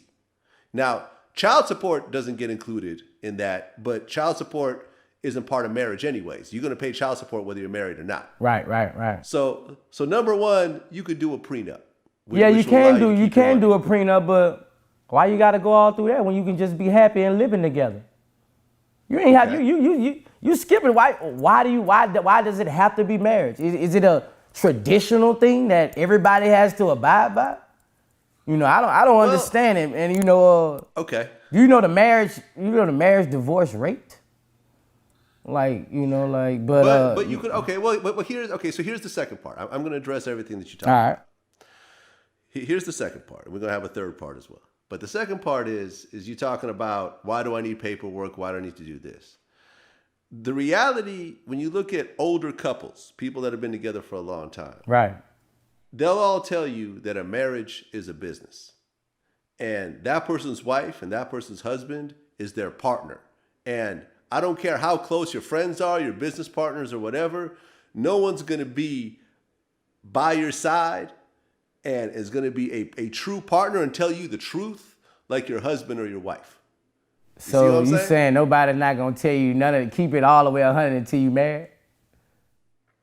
I think the level of commitment you have with someone who has that you've built your whole life with is not going to be the same as your homeboy that you could fire or you could just stop talking to one day.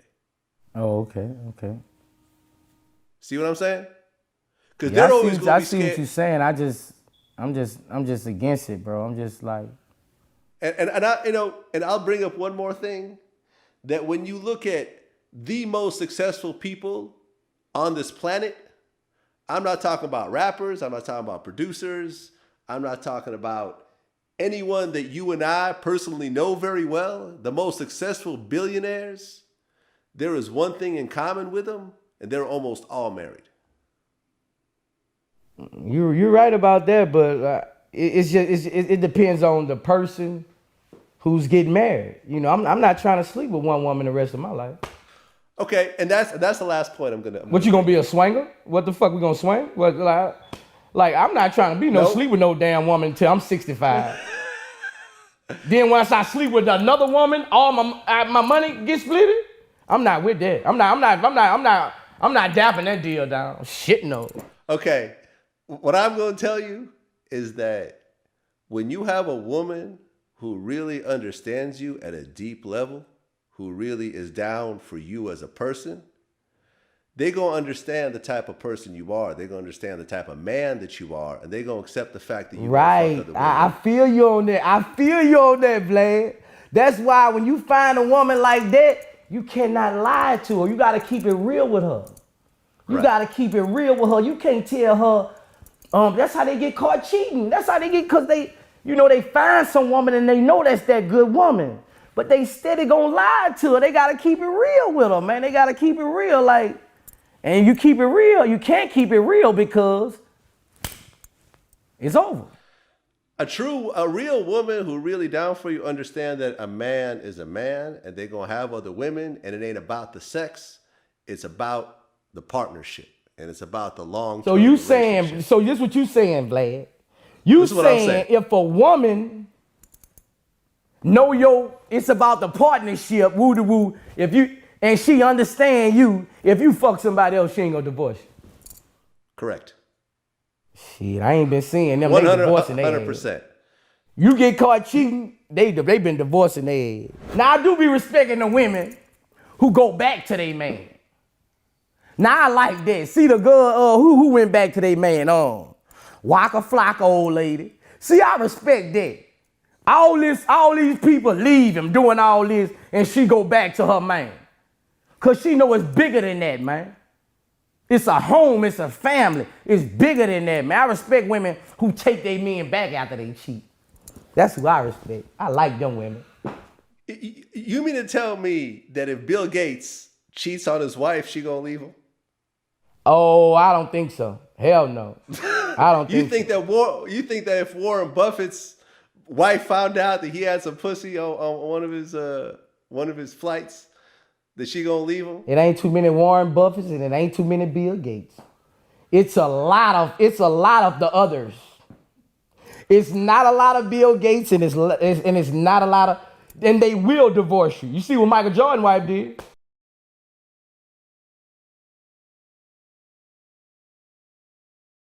Let's talk about Michael Jordan. I bet you Michael Jordan probably fucked 1,000 women by the time his wife divorced him. I don't know. I just know he got divorced. Who would want, like you said, the Bill? Who would want to leave Mike? Who would want to split? Who would want to? You would take that forever with Michael Jordan. All I'm saying is that when it really comes to these real power couples, it ain't about the sex. It's about the bigger picture. You know what I'm saying? Bob Marley's wife stayed with him the whole time. Bob Marley was still married when he died. And how many kids did he have outside that relationship? But, she saw the bigger picture about what was happening. You know the percentage of people seeing the bigger picture? Bob Marley's wife is a soldier. You know how many people not seeing that bigger picture, man? After they divorce, all they do is try to upgrade. It's an upgrade. Well, right. And that's why marriage is so important, and picking that right person is going to be the most important decision you ever make in your life. You're right about that. This ain't someone, you don't want to marry someone who got a fat ass and give good head. You know what I'm saying? It ain't about that. Yeah. It's about, and I can guarantee you, Boosie, I can guarantee you this. We could go back to this conversation 20 years from now, if it ever happens. And if you ever do get married, I could guarantee you're going to make way more money than you're making right now. Guarantee it. And time will only tell if I'm right or not. But I can guarantee that you and that right person, man, you're going to make 10 times what you're making right now. She must going to be rich too, right? Do I have to look for a rich woman? That's what you're saying? If you was me, would I look for a rich woman or, cause that's never been my stilo. I've never been the type that date famous women, to get notarized. I never been the type that date famous women. My women, I don't like the bitch with the big name, bro. I don't like the ride that everybody done rolled on.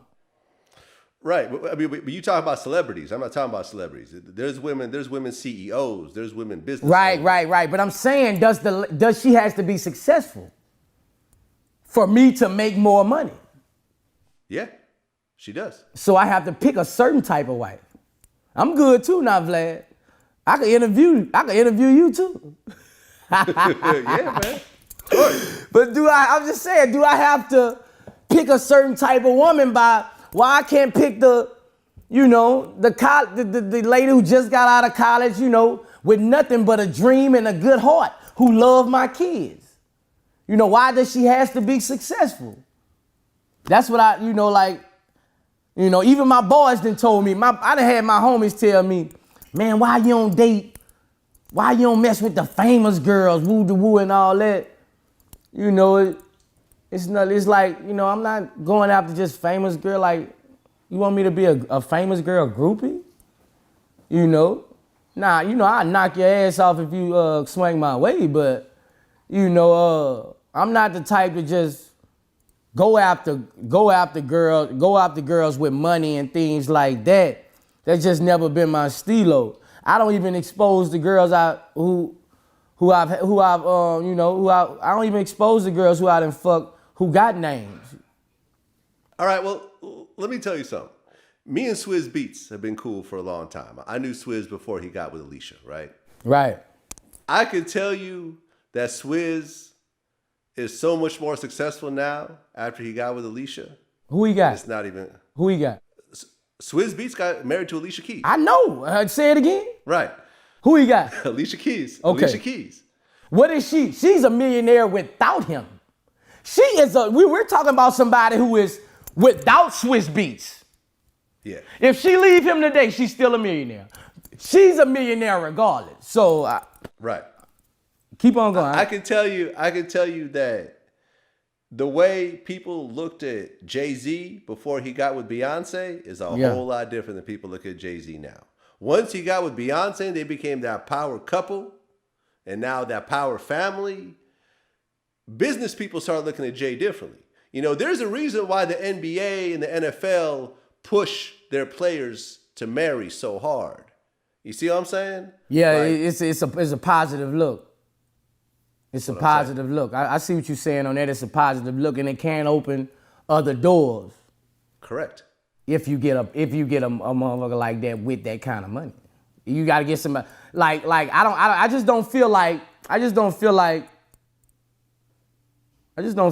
I'll be that much richer if I marry somebody with a no name. She's not all that beautiful. She's a regular. I don't feel like that will make me just blow. Now I feel like if I married let me see who's hot.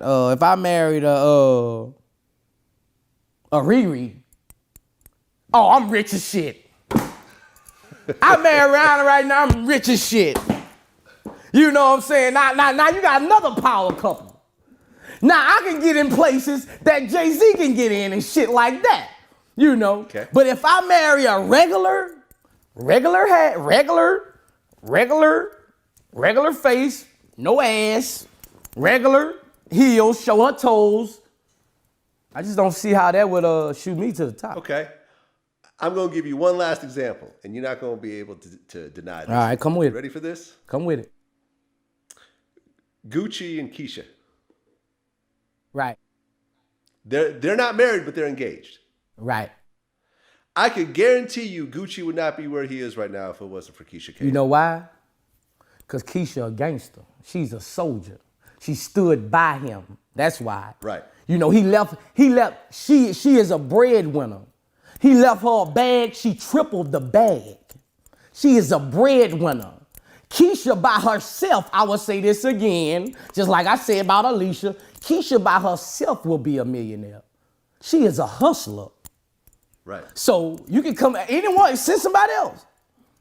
Well, but this is what I'm talking about. Now, Keisha was not the world's most famous model. She was not the top IG model. She was not the top celebrity. She was just a girl who had a good head on her shoulders. She was loyal. She was smart. She saw the big picture with Gucci when everyone else turned their back on Gucci. And everyone else was getting them to do more drugs and drink and everything else like that. She came in and she said, between the two of us, we're going to do better than you by yourself. And look, Gucci I agree with you on that. I feel like they way more stronger together. I do. That's what I'm saying. I ain't lying. Like, you got me with that. I ain't lying. They is way more. I think Gucci is way more stronger with her. Like, Yep. you know, then they both on their grind. They business minded, but I'm not talking about that. I'm talking about a regular woman who likes to stay at home and be a mother. Is a man, and she doesn't, you know, like we're not talking. I'm talking about somebody who isn't in the spotlight, who doesn't have an Instagram page. Right, but what I'm saying is a great man like you needs a great woman. It doesn't have to be a famous woman. It just has to be a great woman. When you meet that right woman, just like how Gucci, when he met Keisha. That's what I'm understanding. That's what I was asking you. I'm asking you, do I have to get a famous woman to do this? Or, you know, can I just get me just getting a regular woman, would that shoot me all the way to, you know, that's what I'm asking you, Vlad. Man, listen. What I can tell you from my personal experience, when you look at VladTV, most of the senior positions in my company are held by women. Right. Not all, but most. Women are the key to my success. I don't know how your team is structured. Yeah. You know what I mean? Because I deal with you directly, so I don't know. Yeah. But in my company, if it was, women are the key to my success. It's not not women I necessarily sleep with. Women who are in my life and I do business with and I trust. And you know what I'm saying? And right. Women have a certain type of mind that men do not have. Yeah, I understand that. But women never been like that with me. Cause you know, we come up kind of, it's a different thing. It's like me and you, like it's a different, women never been that soul that I can tell anything to, because I come up in the streets and women are weak when it comes to the streets. You know, a woman gonna break. So I never had that loyalty to a woman to tell her my deepest thoughts, because a woman will break. Just like my girl snitched on me. You know, a woman will... Wait, hold on. Your girl snitched on you? Yeah, she made a statement on me. That's why I took the charge, so she can walk. So this is your baby mother? Yeah, who I was with for 12 years. For 12 years. So can you talk about the situation? Nah, we were just bringing a lot of drugs into prison and things like that, and they snatched her up on some shit about somebody else said something, and they was trying to get her to turn over on me on all kind of other guns and murder charges and stuff, and they spooked out, threatened to take the kids, woo to woo. She ain't tell them that she was bringing drugs into prison, and she broke. You know, women not built for that, you know. You know, I still got love for, you know, and things like that, but women are not built for that the lifestyle that I came up in. So, you know, by your closest confidence being a woman, I have to learn that. It's a step I gotta take for that, Vlad. That's all I'm saying, you know. It's just a step I gotta take for that, you know. I was raised not to trust women, you know. You know, for so long, you know, like I only woman I trust my mama, man. That's it. Yeah, well, I mean, the more successful you become and the richer you become, you doing yourself a disservice by not utilizing all the resources around you. And women are an important resource. Yeah, they are. I ain't gonna lie, they are. Like, you know, my assistant, a woman, yeah, see? And she one of the best workers I got. Right, because you know what it is? Men will tend to try to compete with you because they have testosterone. Yeah. You see what I'm saying? Yeah. A man, yeah, he'll act like he's happy for you and everything else like that, but a man is more likely to try to compete with you and try and backstab you, whereas women are more team players and ultimately are going to try to have you do better because they feel that they'll do better in the process. See what I'm saying? Right. I see what you're saying. You said you had seen a Paris Hilton sex tape real late. Oh yeah, man, I was watching that shit the other day, man. And I was like, man, let me check this shit out. I had watched Paris Hilton sex tape. Cause I always been like a fan of Paris Hilton since I just think she was, I just always thought she was sexy, you know, so it was nice watching her tape. I ain't jack off or nothing, but it was nice watching her tape. I usually jack off when I watch tapes, but I ain't jack off. It just was nice looking at her, you know? Yeah, I mean, that's the original sex tape girl right there, if you think about it. Yeah. Like, I had never watched her sex tape, like, and I was, what I was doing? I think I was looking at some porn in my phone, and it said sex tape Paris Hilton, and it popped up. I was like, Paris Hilton is some dude named Rick or something. I say, hold on. Beep. I just checked out for a minute, you know. Yeah, I mean, matter of fact, because she was Kim Kardashian's friend, and that's how Kim kind of got on, and then that led to the Kim Kardashian sex tape. So that whole story kind of goes back to that sex tape. Yeah. I heard she was, Kim was a hairstylist or something. I don't. An assistant. Yeah. So she ain't no assistant now. Exactly. Now, you talked about how you're not really feeling the New York strip club scene. Nah, I'm never going to a New York strip club. Why is that? It's a titty bar. Yeah? Yeah, they don't take off their clothes. Like, I live in Atlanta, baby. I live, you know, like I felt total like I was in the wrong place, like I had to go, you know, not even the nipples showing. Like, you covering your pussy and your nipples, like, nigga, watch this shit on WGN, shit, TBS, cartoons got this shit on, so I was like, you know, if you gonna, like, you know, you want some ones, you know, a nigga throw you a little check, but you want some ones, baby, you gotta get naked, like, you gotta show us what God gave you. That's why you are a dancer. You are exotic. Exotic is not covering your nipples and everything, looking like a damn, you know, with bathing suits on in the club. Nah, we can go to the beach for that. You know, like, like I was asking people, like, cause the girl was like, I was like, you ain't gonna get naked? And she was like, it's against the law. I'm like, against the law? So I went told the bouncer, I'm saying, man, tell him get naked, man. He like, damn, get naked. And I was like, you know, well, it's time for me to go. I'm gonna put these 1,500 ones back in my pocket and take it to 125th and go shop in Harlem. And that's what I went and did. Okay. I mean, but you're a fan of strip clubs in general. Yeah, I'm a strip club nigga. Yeah, I fuck with strip club. How do you feel about when you go into a strip club right now? And you know, you and I are a little bit older. Yeah. You still remember when you go into a strip club and most women are natural. You might see some fake titties here and there, but especially in the black strip club, most women are natural. They're thick, soft asses, anything else like that. You go into any strip club these days, I would say 80% of the women got fake asses. You know, liposuction. 95%. 95%. Yeah, most of them are fake.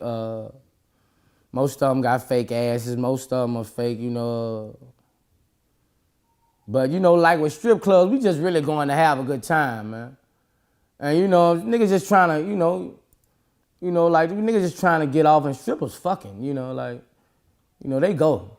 So, niggas just trying to just really turn up sometimes. But, you know, I fuck with strippers. You know, a lot of strippers ain't hoes. That's what people don't understand. You know, a lot of these strippers doing this for their kids, doing this to go through college. A lot of strippers in college where people don't even understand. Like, all strippers ain't selling pussy at the club, bro. Like, people need to understand that. Like, a lot of strippers get a bad name, but, you know, at the same time, that's the job you chose. So, you know, you can't really complain about what people say to you, but a lot of them misunderstood. A lot of them ain't even fucking them niggas out there. They just getting that money and getting through school, you know, and stuff like that. But, you know, when you in that, you get looked at a certain way when you in that lifestyle. But I like going to the strip club, seeing women. You know, I like seeing women take their clothes off. Have you ever had a relationship with a stripper? Nah. I wouldn't call it a relationship. You know, I didn't fuck some strippers now. I ain't gonna even sit up here and lie about I ain't done fuck no strippers, man. Look at this nigga looking over here, you know. I done fuck some strippers. I ain't lying, some bad ones too. But yeah, I done had some badass strippers, but you know, I don't never expose them because, you know, I never talk my sex life because, you know, a lot of them be having niggas and all that, and, you know, by me not never exposing none of my women, I always can go back and get some more. Right. Right. I mean, do you have relationships in general? I mean, I really just don't talk my relationships. Like, people get so far into it, I really just don't talk my relationship. I might be in a relationship right now, but nobody will never know. right. But That's the best way, man. that's That the is best way. So, cause you know, if you get a girl, people gonna go after her. People gonna attack her. You know, when you open that door to dating someone, bro, and you're a famous person, man, you gotta know if you ready for this. Can she handle this? Will this fame mess up this relationship? You know, do you want to see her go through this backlash on this social media? You know, so I just be feeling like it's best to just keep it hush hush, man, because you don't want nobody going after your girl like that, man, and doing stuff like that. You don't want people all in your business who you having sex with. Any woman get me they body, I ain't telling nobody. I might tell my homie, like, you know, I'm smashing, but I'm gonna tell my homie, you know, my man. I might tell my homie, you know, I'm smashing, but I ain't finna tell nobody. I ain't finna let that girl's secret out like that, bro, because, you know, it's a privilege for a woman to give you her body, bro, you know, to have sex with you and, you know, give you head and shit. Shit, so I ain't trying to break up no household and things like that. I ain't trying to get no fame off hitting nobody with no name or no strippers. It's just, you know, I'm just a fun guy. Recently, Kendrick had that song, Humble. Did you hear it? Nah, I ain't heard it. I was scrolling down Instagram and I saw everybody posting it, but I never heard the record. Right. I mean, he had a line in there where he said, "Show me something natural like an ass with some stretch marks." Right. That's what I like too. I don't like them big old asses and all that. Any girl, I never was in a relationship with a girl like that with all that fake shit. One girl had some fat transfer from her hips to her ass. But I never been in relationships like that with girls with fake ass. Not saying I won't. Not saying some of it don't look good as shit. It's just they getting out of hand with it. These bitches with these toothpick legs, with their ass this big on toothpick legs. I just posted on my Instagram about 2 days ago. It's getting out of hand. Like, you can't expect to be attractive if your legs are this small and your ass is this big. You can't be expected to be attractive if you got big ass titties and they this far spaced out. Like, you know, that's not attractive, but everybody like what they like. Bro, that's why the ones who natural, they standing out right now, man. The ones who ain't got all that work, they standing out right now, bro. Because eventually the work you're gonna have to keep getting done. You know, I be in a strip club, I'm looking at bitches ass cracks doing this, swerving and shit. You know, bitch got a hump where the shot was. You know, people, it's just getting out of hand, man, bro. You know, I like ass too, but I don't just like no big old ass that don't go with the legs and shit. That make me think your ass stink. Well, you know what's happening now, which I think is the biggest tragedy as a man, is that I know some women who had some badass natural bodies. They're strippers. And fucked it up, because they're trying to compete with the girls with the fake asses, they end up getting plastic surgery, even though their natural bodies were bad as shit. I know I've 2 girls that I know like this. I know 5. I know 5 who I've had, 5 who I didn't, talk to or whatever, and they had beautiful little titties. I love them little perky, little beautiful titties. They had beautiful titties and they got caught up in the reel, man. I want my breasts done. I just want something put, and you was already bad, you know, it's just women lazy, they just don't want to work for it, you know. Bitch ain't got time to sit in no gym and squat no more, man. They ain't with all that no more, and it's just, I just hate when them little bodies that I was so attractive to turn into the other bodies, you know? Now, I mean, as someone who calls women bitches and hoes in your lyrics, Yeah. I mean, have you ever felt any sort of backlash from women? Nah, because I treat a queen like a queen, and I treat a hoe like a hoe. It's a different category. It's bitches, it's queens and it's hoes. You know, any woman who a queen, any woman will tell you, I got respect for women to the utmost, man. But if you're a hoe, I'm gonna treat you like a hoe. If you're a queen, I'm gonna treat you like a queen. And that's basically the thing. That's why I would never take that out of my music. Well, stop bitches and hoes. Nah, because it's bitches and it's hoes. A queen is a woman who doesn't go around sleeping from man to man. A queen is a woman who takes care of her home, takes care of her kids, cooks for her man. A queen is a woman who works. If she don't work, she taking care of everything at that damn house. A queen is a woman who just total opposite from the hoes. The hoes is the bitch you trying to fuck up the ladder to get on. That's a hoe. She trying to keep on going up the ladder to get on. A hoe is a bitch who fuck her friend's friend, or fuck her friend boyfriends. These hoes. A hoe is a bitch who steals as soon as she get her eyes on something. She's a thief. She's a hoe. A hoe is a motherfucker who sells her pussy. You know, she sells her pussy. Like, what's happening? What's your name? You know, what you got? You know, a hoe is a motherfucker who ain't just got no respect for herself. You know, like, bitch, if you fuck 3 niggas out the same clique, you a hoe. You ain't got no respect for yourself. I don't give a fuck if you fucked up the ladder or down the ladder. You is a hoe. You know what I'm saying? You is a hoe, bitch. Like, you know, and I don't got no regrets for when I say something. I can say it again and again. A hoe is a hoe. I hope you ain't no hoes out here, you know. But if you is, hey, you know if you a hoe. I mean, do you think that you could turn a hoe into a housewife? I don't know about that, man. That's a hard question because they got some niggas turn hoes in a housewife who got enough money. These niggas out here got enough money. These niggas will turn a hoe. That hoe will see all that money, that hoe won't cheat no more. That hoe will be a housewife and that motherfucker cleaning. This nigga got $500 million. You think I'm finna go? They got some hoes you could turn into a housewife. Real shit.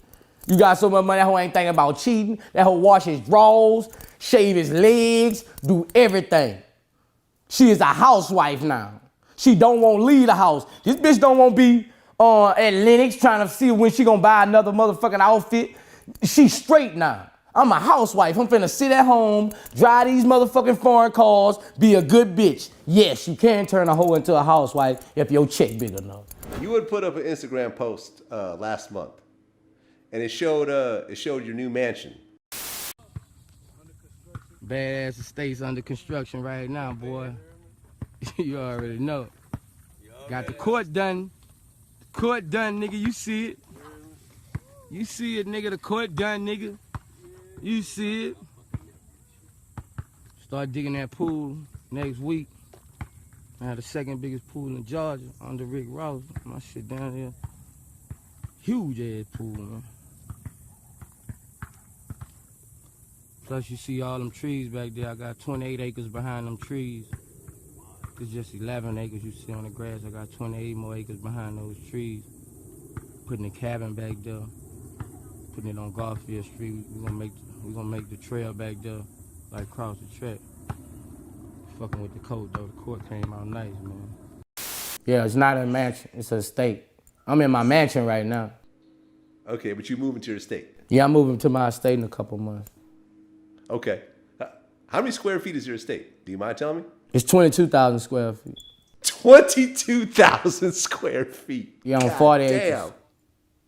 On 40 acres. Yeah. In Atlanta. Outskirts of Atlanta, country, like the country, about 45 minutes outside Atlanta. I mean, what are we talking about here? 10 million, 15 million here? Something like that? Nah, basically I got a steal on it, man. I got the acres. I caught somebody going through a divorce. Man, and they bought the land for like $1 million. I gave him $250,000 cash. I put like 2.7 million in the building the home on top of it. So I came out with a lick, once it's built, you talking about a $50 million property. Yeah, for $3 million. Yeah. My man. I love it. So, but you shouted out Mexicans. Yeah, because nobody works like Mexicans, man. It's a fact, man. These Mexicans, they work all night, man. Nobody works like Mexicans, Even white people, black people, nobody works like Mexicans. We won't go to the store. All they want to do is, work, man. They won't work, man. Mexicans, they work, man. I love my Mexicans, man. I mean, how do you feel about the whole Donald Trump thing and about how his stance against Mexicans and how he tries to paint Mexicans in a negative light? Well, with the Donald Trump thing, I don't know what he got against Mexicans. I really don't know what he got against Mexicans. Probably if I knew why I don't know. They say I was listening on news one day. He was saying they was bringing the drugs into the country and things like that. Illegal immigrants, they trying to do all this stuff, but whether we like it or not, Mexicans is a part of our culture, man. Mexicans ain't going nowhere. Mexicans are part of our culture. He gonna have to realize that, whatever he do, even when he leave our office, they'll be back. They'll crawl through the dirt. Yeah. They will jump over that wall. So I don't know what he got against Mexicans, but I don't got nothing against them. I love my Mexicans. Yeah, I do too. Yeah, I love my Mexicans. I go to my California concerts. You'll think Mac 10 on stage. Mexicans, bro, they down for you, man. They got this Mexican in Angola State Penitentiary. It's gangster, Migo. He close with my homeboy that's up there doing 2 life sentences. The Mexicans up there, they be soldiers, bro. If they with you, they with you. If they against you, it's trouble. Are you allowed to vote based on your Nah, I'm not already, allowed to vote. So the rest of your life? I don't know. I don't know if I'm allowed to vote the rest of my life, but I'm a convicted felon. I can't vote right now. I wouldn't walk down to no thing and vote no damn way. Me. I wouldn't go vote anyway because I'm not a political man. I feel like I don't give a damn what going on in the world. I'm gonna raise my kids. I'm not as political as other people might be. I'm not finna go after because of what Donald Trump doing. Donald Trump don't swing my hair no kind of way. Okay. Here's the thing. Like for me, I didn't vote either last time, but I understand that I have a platform that affects millions of people. Right. And I feel like them dudes who was like T.I. was doing it, and T.I. got a big platform behind him, but that was something in his heart. That was something in T.I. heart to, stand up like that. It's not in my heart to stand up like that, bro, behind what's going on with the president and all that, bro. Like, it's just not in my heart, like. I ain't finna waste my time fucking with that, bro. I just feel like I'm always, if you do like that, you're gonna always run into a brick wall, bro, Look, all, they had, Jay-Z, Beyonce, T.I. Look who our president still is. These people got real followers, man. These people got billions of dollars, man. These people got, and it was all at the, they all behind Hillary, all of them. Trump's still president, man. Trump's still president. But, you also got to understand that Hillary's husband put more black people in jail than any other president. That's what I told him. That's what I was telling my my boys one day, we was in the car. They was on that Trump this, I hate Trump. I said, do you know what do you know who started the 3 strikes law? Bill Clinton. Right. You know who started the 3 strikes, who got everybody in prison right now? Bill Clinton. It's no one else, not Bush. Started the 3 strikes law. If you get caught with 3 felonies, it can be marijuana, anything, you go to prison for life. Bill Clinton did that. That's what he did. He gave us a lot of food stamps. He gave us a lot of food stamps, but shit, he crucified the people and he crucified the kids because the kids grew up with no fathers. A lot of people was on them 3 strikes law. That's why Obama started letting people out, you know. And I appreciate Obama for that, for letting all them people out of jail, man, on them 3 strikes laws. I just wasn't feeling Obama on them high ass taxes, man. Yeah, I mean, but Bill Clinton even admitted that those laws he made during his presidencies weren't the best. Yeah, man, that was a bad decision he did, bro. Like, so you saw firsthand when those laws started to change what happened in your community. Right. I saw it firsthand. Like, I saw it firsthand, bro. I was around so many dudes on that 3 strikes law who got sent away in the 90s, bro. You know, and it's hard to fight. That's what it was so hard to fight, man. And it wasn't no stipulations with it. It was 3 felonies. It wasn't no stipulations, aggravated. It wasn't aggravated assault. It wasn't, you know, it wasn't no stipulations. It was 3 and you out, man. And that took a lot of people off the streets and caused a lot of poverty in the community for people who didn't have daddies. I've always felt this way, is that if you don't have a father in your life and you're just growing around, if you grow up around just women, you're going to end up being more emotional, and you may not have a way to understand how to deal with those emotions. You see what I'm saying? Of course. Because women are more emotional. Right, a man right. can come in and say, your father can come in and say, okay, you're upset, but this is how a man deals with it.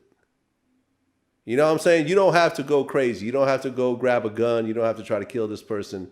You could just calm down and so forth. Women are a little bit different. And when you see this generation of young boys growing up without a father, and you see the way they react emotionally, I think the two are connected. It is connected, man. Like, you know, I lost my dad when I was 14, man. And, sorry to hear that. It was just me and my mama for so long. You know, my mama couldn't teach me what the streets taught me. My mama couldn't. I couldn't go to my mama for manly things. You know, I couldn't go to my mama for certain things. You know, when a dad ain't in your life, something else gonna become that dad. Right. It's either the streets, it's either music, or it's either somebody else. You know, half of the time that stepdad would never become that because you got hatred from losing your dad. So, man, when a kid when a kid grow up without a dad, he spiral. It's so easy to spiral out of control, man. It's so easy to spiral out of control, man. And you either gonna stray away and do your own thing, or just sit under that woman all day and get emotional distress. You know. That's how my cousin became, you know, that's how my cousin became gay. My cousin, he became gay because this how I feel.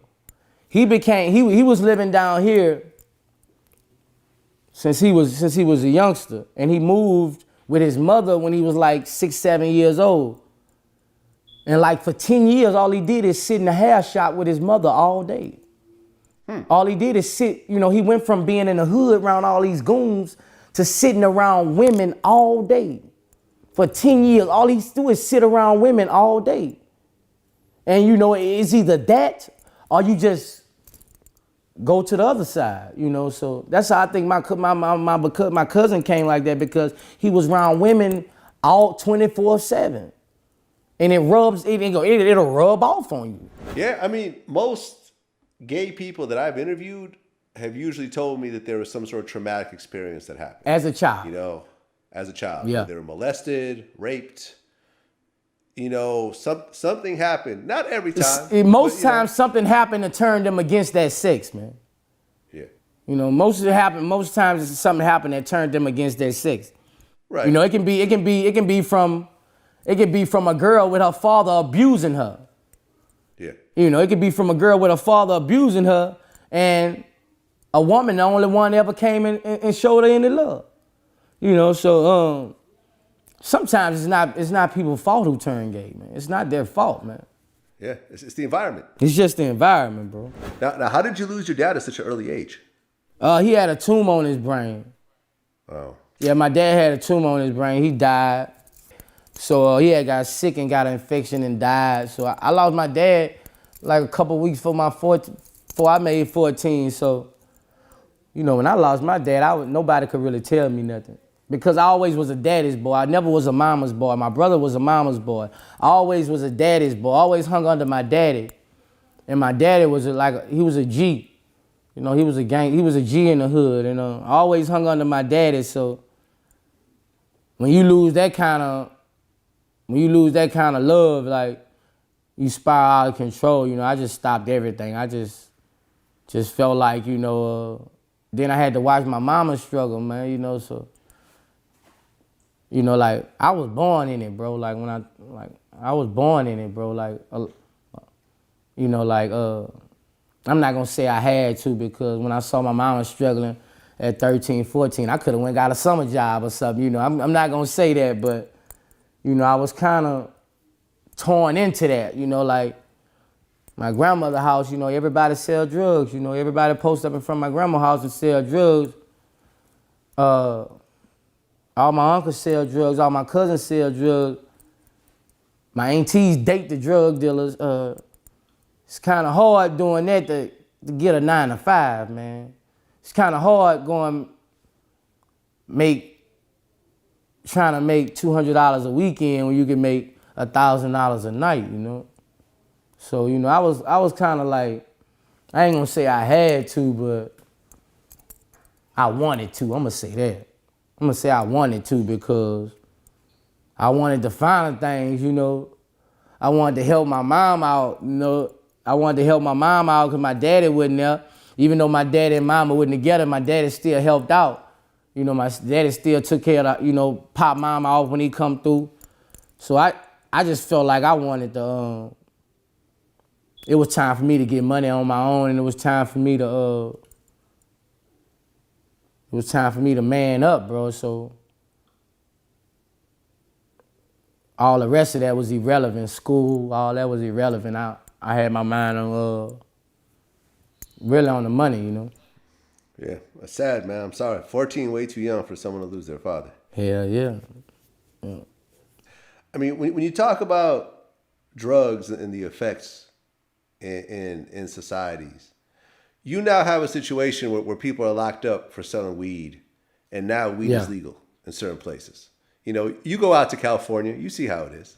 I hate it. I hate. You know that's why I'm in. You know, like, I'm on, like, you know, I got sent to prison for 10. I got a 10-year sentence, man. I did 5, but I got a 10-year sentence for third offense marijuana, bro.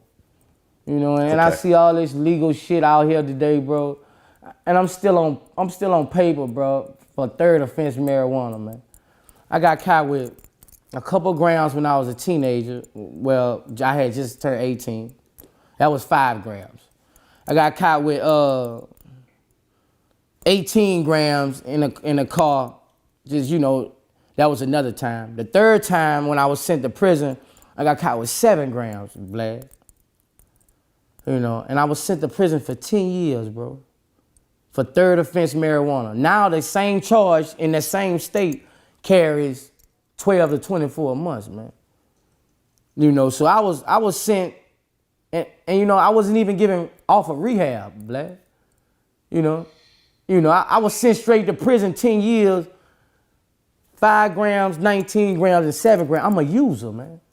Okay, for those that don't know, 7 grams of marijuana will fit in your hand. Yeah, 7 grams will fit in your hand like this. Right. Yeah, 3 grams, you can blow it out like that. 19 grams is not even an ounce. Yeah. And I was sent to Angola. Right. So we're definitely not talking about intent to distribute. Nah, nothing sold, possession. Possession, this is someone, personal use. And I've always felt like, how are you going to sentence someone to prison who wants to take drugs themselves with their own body?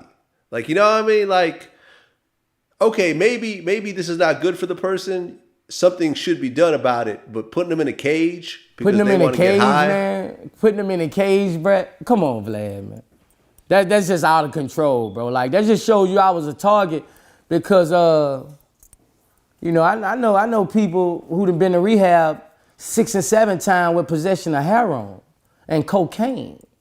I had one guy had been to rehab 4 times and he had possessions with intent to distribute and everything. It's just crazy, man. It's marijuana. I'm a user. I like to get high. You could have gave me some help. You sent me straight to prison. That's what I was saying, back to what I was saying, Vlad. I went in there with anger in me. I ain't going there to do right. I see you, Vlad. I ain't going there to do right. Somebody, Vlad, is you gonna go in, if somebody send you to jail for that, is you gonna go to jail mad or what? Furious. 10 years. Furious. Okay. I mean, if it was up to you, if you could make the decision, would you just make all drugs legal in terms of using? I definitely will make marijuana legal. Okay. If I can stop one thing, I would not make alcohol legal because alcohol kills more people than homicides and anything in the world. Okay, even though you have your own alcohol. Even though I have my own alcohol, that's just a hustle. Okay. You know what I'm saying? But alcohol kills more people than anything. I agree. People smoke weed and sit on the couch at home. When has weed made somebody get up and jump around a club or just run over a cliff? Teenager kids not smoking weed, running over cliffs or having head-on collisions. Right. I don't understand what's the weed thing. What's the weed problem, man? And from what I'm hearing, it's better in states. It's better in states. It's not putting them in a hole anymore. So I think that's some personal shit. I heard Trump finna stop that shit though. Yeah, man, I'm scared of that. But what about, I don't know about Baton Rouge. I know in New Orleans, heroin is a real big problem. Baton Rouge and New Orleans is the home of the heroin, man. Right. Yeah. Big problem. Would you make heroin legal? Hell no. No. Yeah, heroin is lethal. Like heroin, those are lethal drugs. You understand? It's the difference between lethal drugs and other drugs. Lethal drug is crystal meth. You talking about motherfuckers who look 65 when they 14, man. Heroin, you talking about people who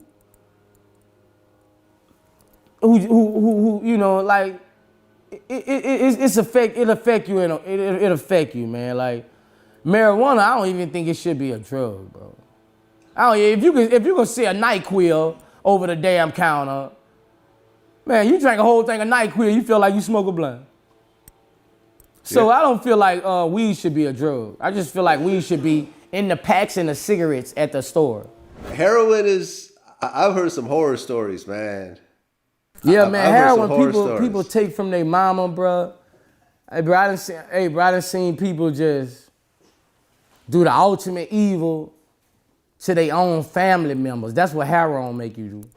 Heroin will make you the most evil person you can think of, bro.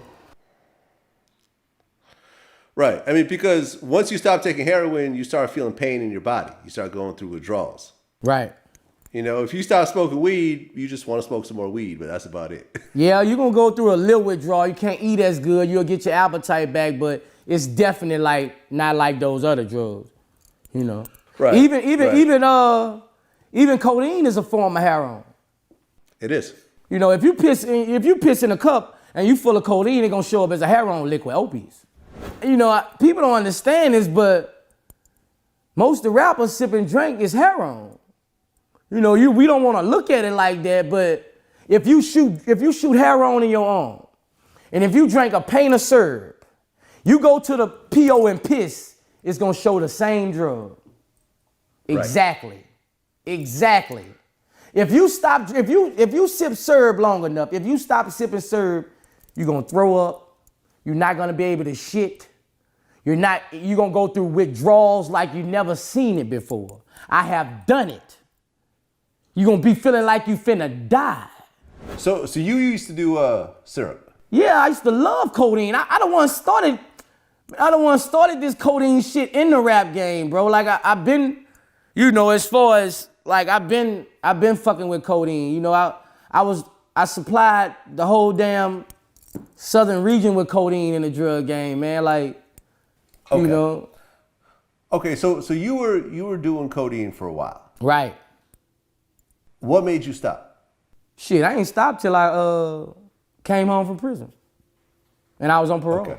That's the only thing that made me stop. I had gallons of syrup by my bed in jail.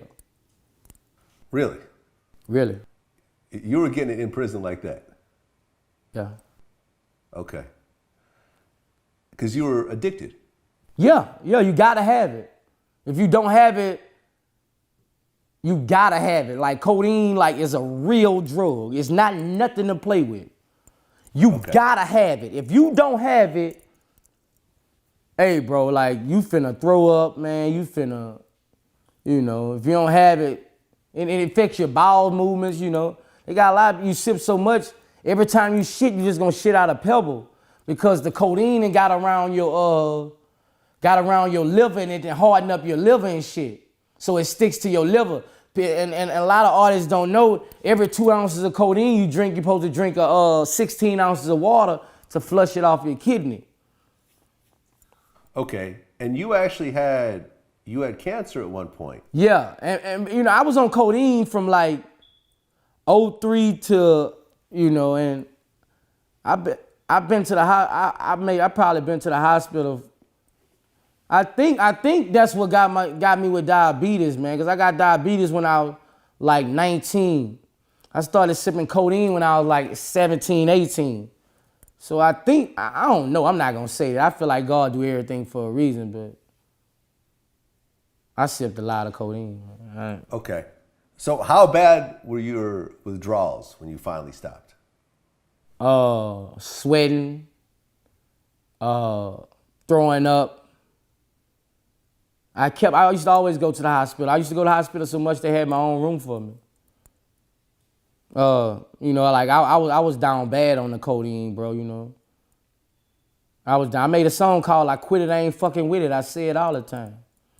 I was down bad on codeine, bro. And I put everybody on it, bro. I was down bad on codeine, real talk, Okay. Now that you're off it completely. Right. Are you ever tempted to go back, or do you have a better understanding? Nah, I don't want that feeling no more, I don't want that feeling of withdrawal, I just like the smile I got now to where, I overcame it. So, I don't want that shit at all, bro. I don't want that shit. I don't want that habit. I don't want nothing to do with that codeine, bro. I don't really like my niggas sipping it.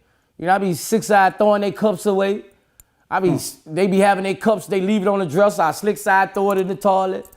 I be doing all kind of shit because, they kind of worthless when they on codeine. They ducking, they waking up, they're not as focused. But most of them, they gotta have their drink. I don't want them to get sick neither. At the same time, I'd rather them take uppers. Well, the man that helped bring you into the game, Pimp C, right? He died of codeine. Right. But at that point, you were still sipping. Yeah. I was. When Pimp C died, I was sipping more. They tell me Pimp died from codeine. I was like, shit, I need another paint. I was sipping more. I used to sip 2 paints of codeine, 32 ounces of codeine a day. If you come in my house, if you walk in my house from '05 to '07, I have over 100 paints in the refrigerator. And why it's not positive right now, because they gonna go broke. You know, if you sip drink right now, if you ain't making no hell of a money, you going broke. You know, because paints are activists. When I was doing it, it was $250. They $5,000 now. Sealed up, they're $5,000 now. They was $250 when I used to get them. I used to get 300 paints for $25 a piece. But now they're $5,000 for one paint, 16 ounces. Right, because when I interviewed Lil Herb with G Herbo, what's the most you ever spent on lean? No telling, bro. Like I done spent 50,000 on this shit. You spent 50,000 on lean. Hell yeah. Easy. Drinking lean. Hell yeah. Well, 5 years, that's 10,000 a year. I mean, well, that's rest, bro. He's not lying. Yeah. Yeah. One bottle that might last them 7-8 hours, $5,000. That's why everybody's sipping the bullshit now. They sip red. People done switched it up. They sipping red. You know, but the red, people used to give red away. They didn't even want red. Now is $1,000, $1,200 a paint. You know, so if you ain't got no steady, that's the wrong drug to be doing, bro, because it costs so much money now. It's a high demand for it. And all the rappers love it, so, you know. That's how it is, you know, but you gotta have it. I know what they going through. You gotta have it. You gotta have it, I'm telling you. If you were to put a dollar amount on how much lean you drank yourself, 100,000, 500,000? I'm gonna say about retail, not wholesale, retail. I don't want to say no number because you know, I ain't drunk a lot of drink though, bro. I used to drink so much drink at one time. My 745, the shift got stuck. I couldn't put it in gear. It had so much syrup and shit going down. My other car, it couldn't go in gear because it had syrup down there. You know, I put it on everything. I put it on my cigarettes. I put it on my blunts. All my clothes had burn holes in them. That's from smoking the cigarette, going to sleep, and it drips. I was the syrup king, man. Like that's all I did is sip syrup, bro, and it just kept me sick. I used to be so damn sick, man, and I quit for about 2 weeks, and when somebody make me mad, that'll be my excuse to go back. You know? Yeah, I mean, if you look at Gucci, I assume. Well, I mean, I know for a fact that Gucci used to do a lot of lean. Yeah, I've talked to people around him. He looks so much happier now when he off the lean. When you see them Gucci smiles in his Instagram picture, you know what I'm talking about? Yeah, I know what you're talking about. Me too. Look at me now. Go back to my 2003 to 2009 and look at my face. Yeah. You'll be like, this he disturbed. You know, because it had you with that.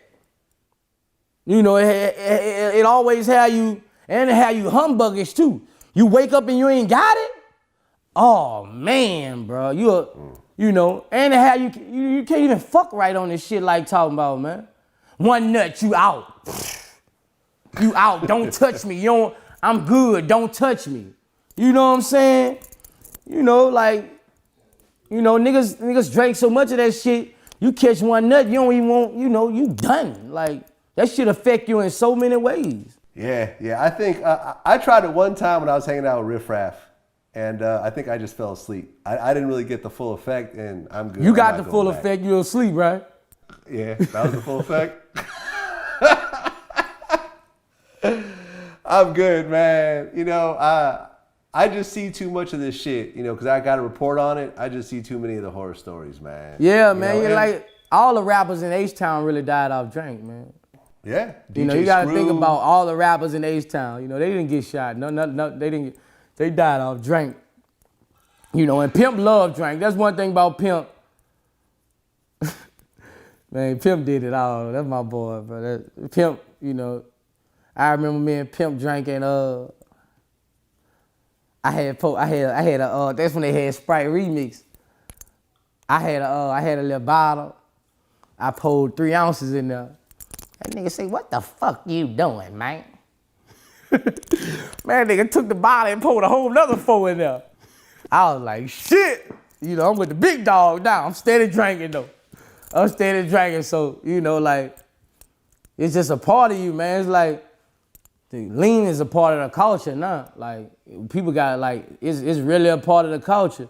It's just, you just gotta get it, and I just hope you get money while you getting it, because it gonna take your bag down. You know, one of my best friends growing up, he ended up overdosing and dying off cocaine when he was 23. And I remember going to his funeral and saying, I ain't never gonna touch this shit. And that's what I did. I've never touched cocaine my whole life because of that situation. Yeah. I just think a lot of times you need to have that example. Yeah, that's what happened with me though. Like my dad was on cocaine. I saw some of my role models lose they stripes to cocaine. And all my friends, I had like a pack of 6 friends coming up, and all our dads was on cocaine. And I remember we made a pact that we'll never do cocaine, bro. You know, we used to see how our daddies was acting, and that stuck with us, bro. And we always made a pact that we'll never do cocaine. And all of us ain't never do cocaine but one of them. You know what I'm saying? That's what it is, man. Boosie, we got another epic one here, man. We're gonna drop it. Can't wait to see how the people react to it. Always a pleasure. All right, bro.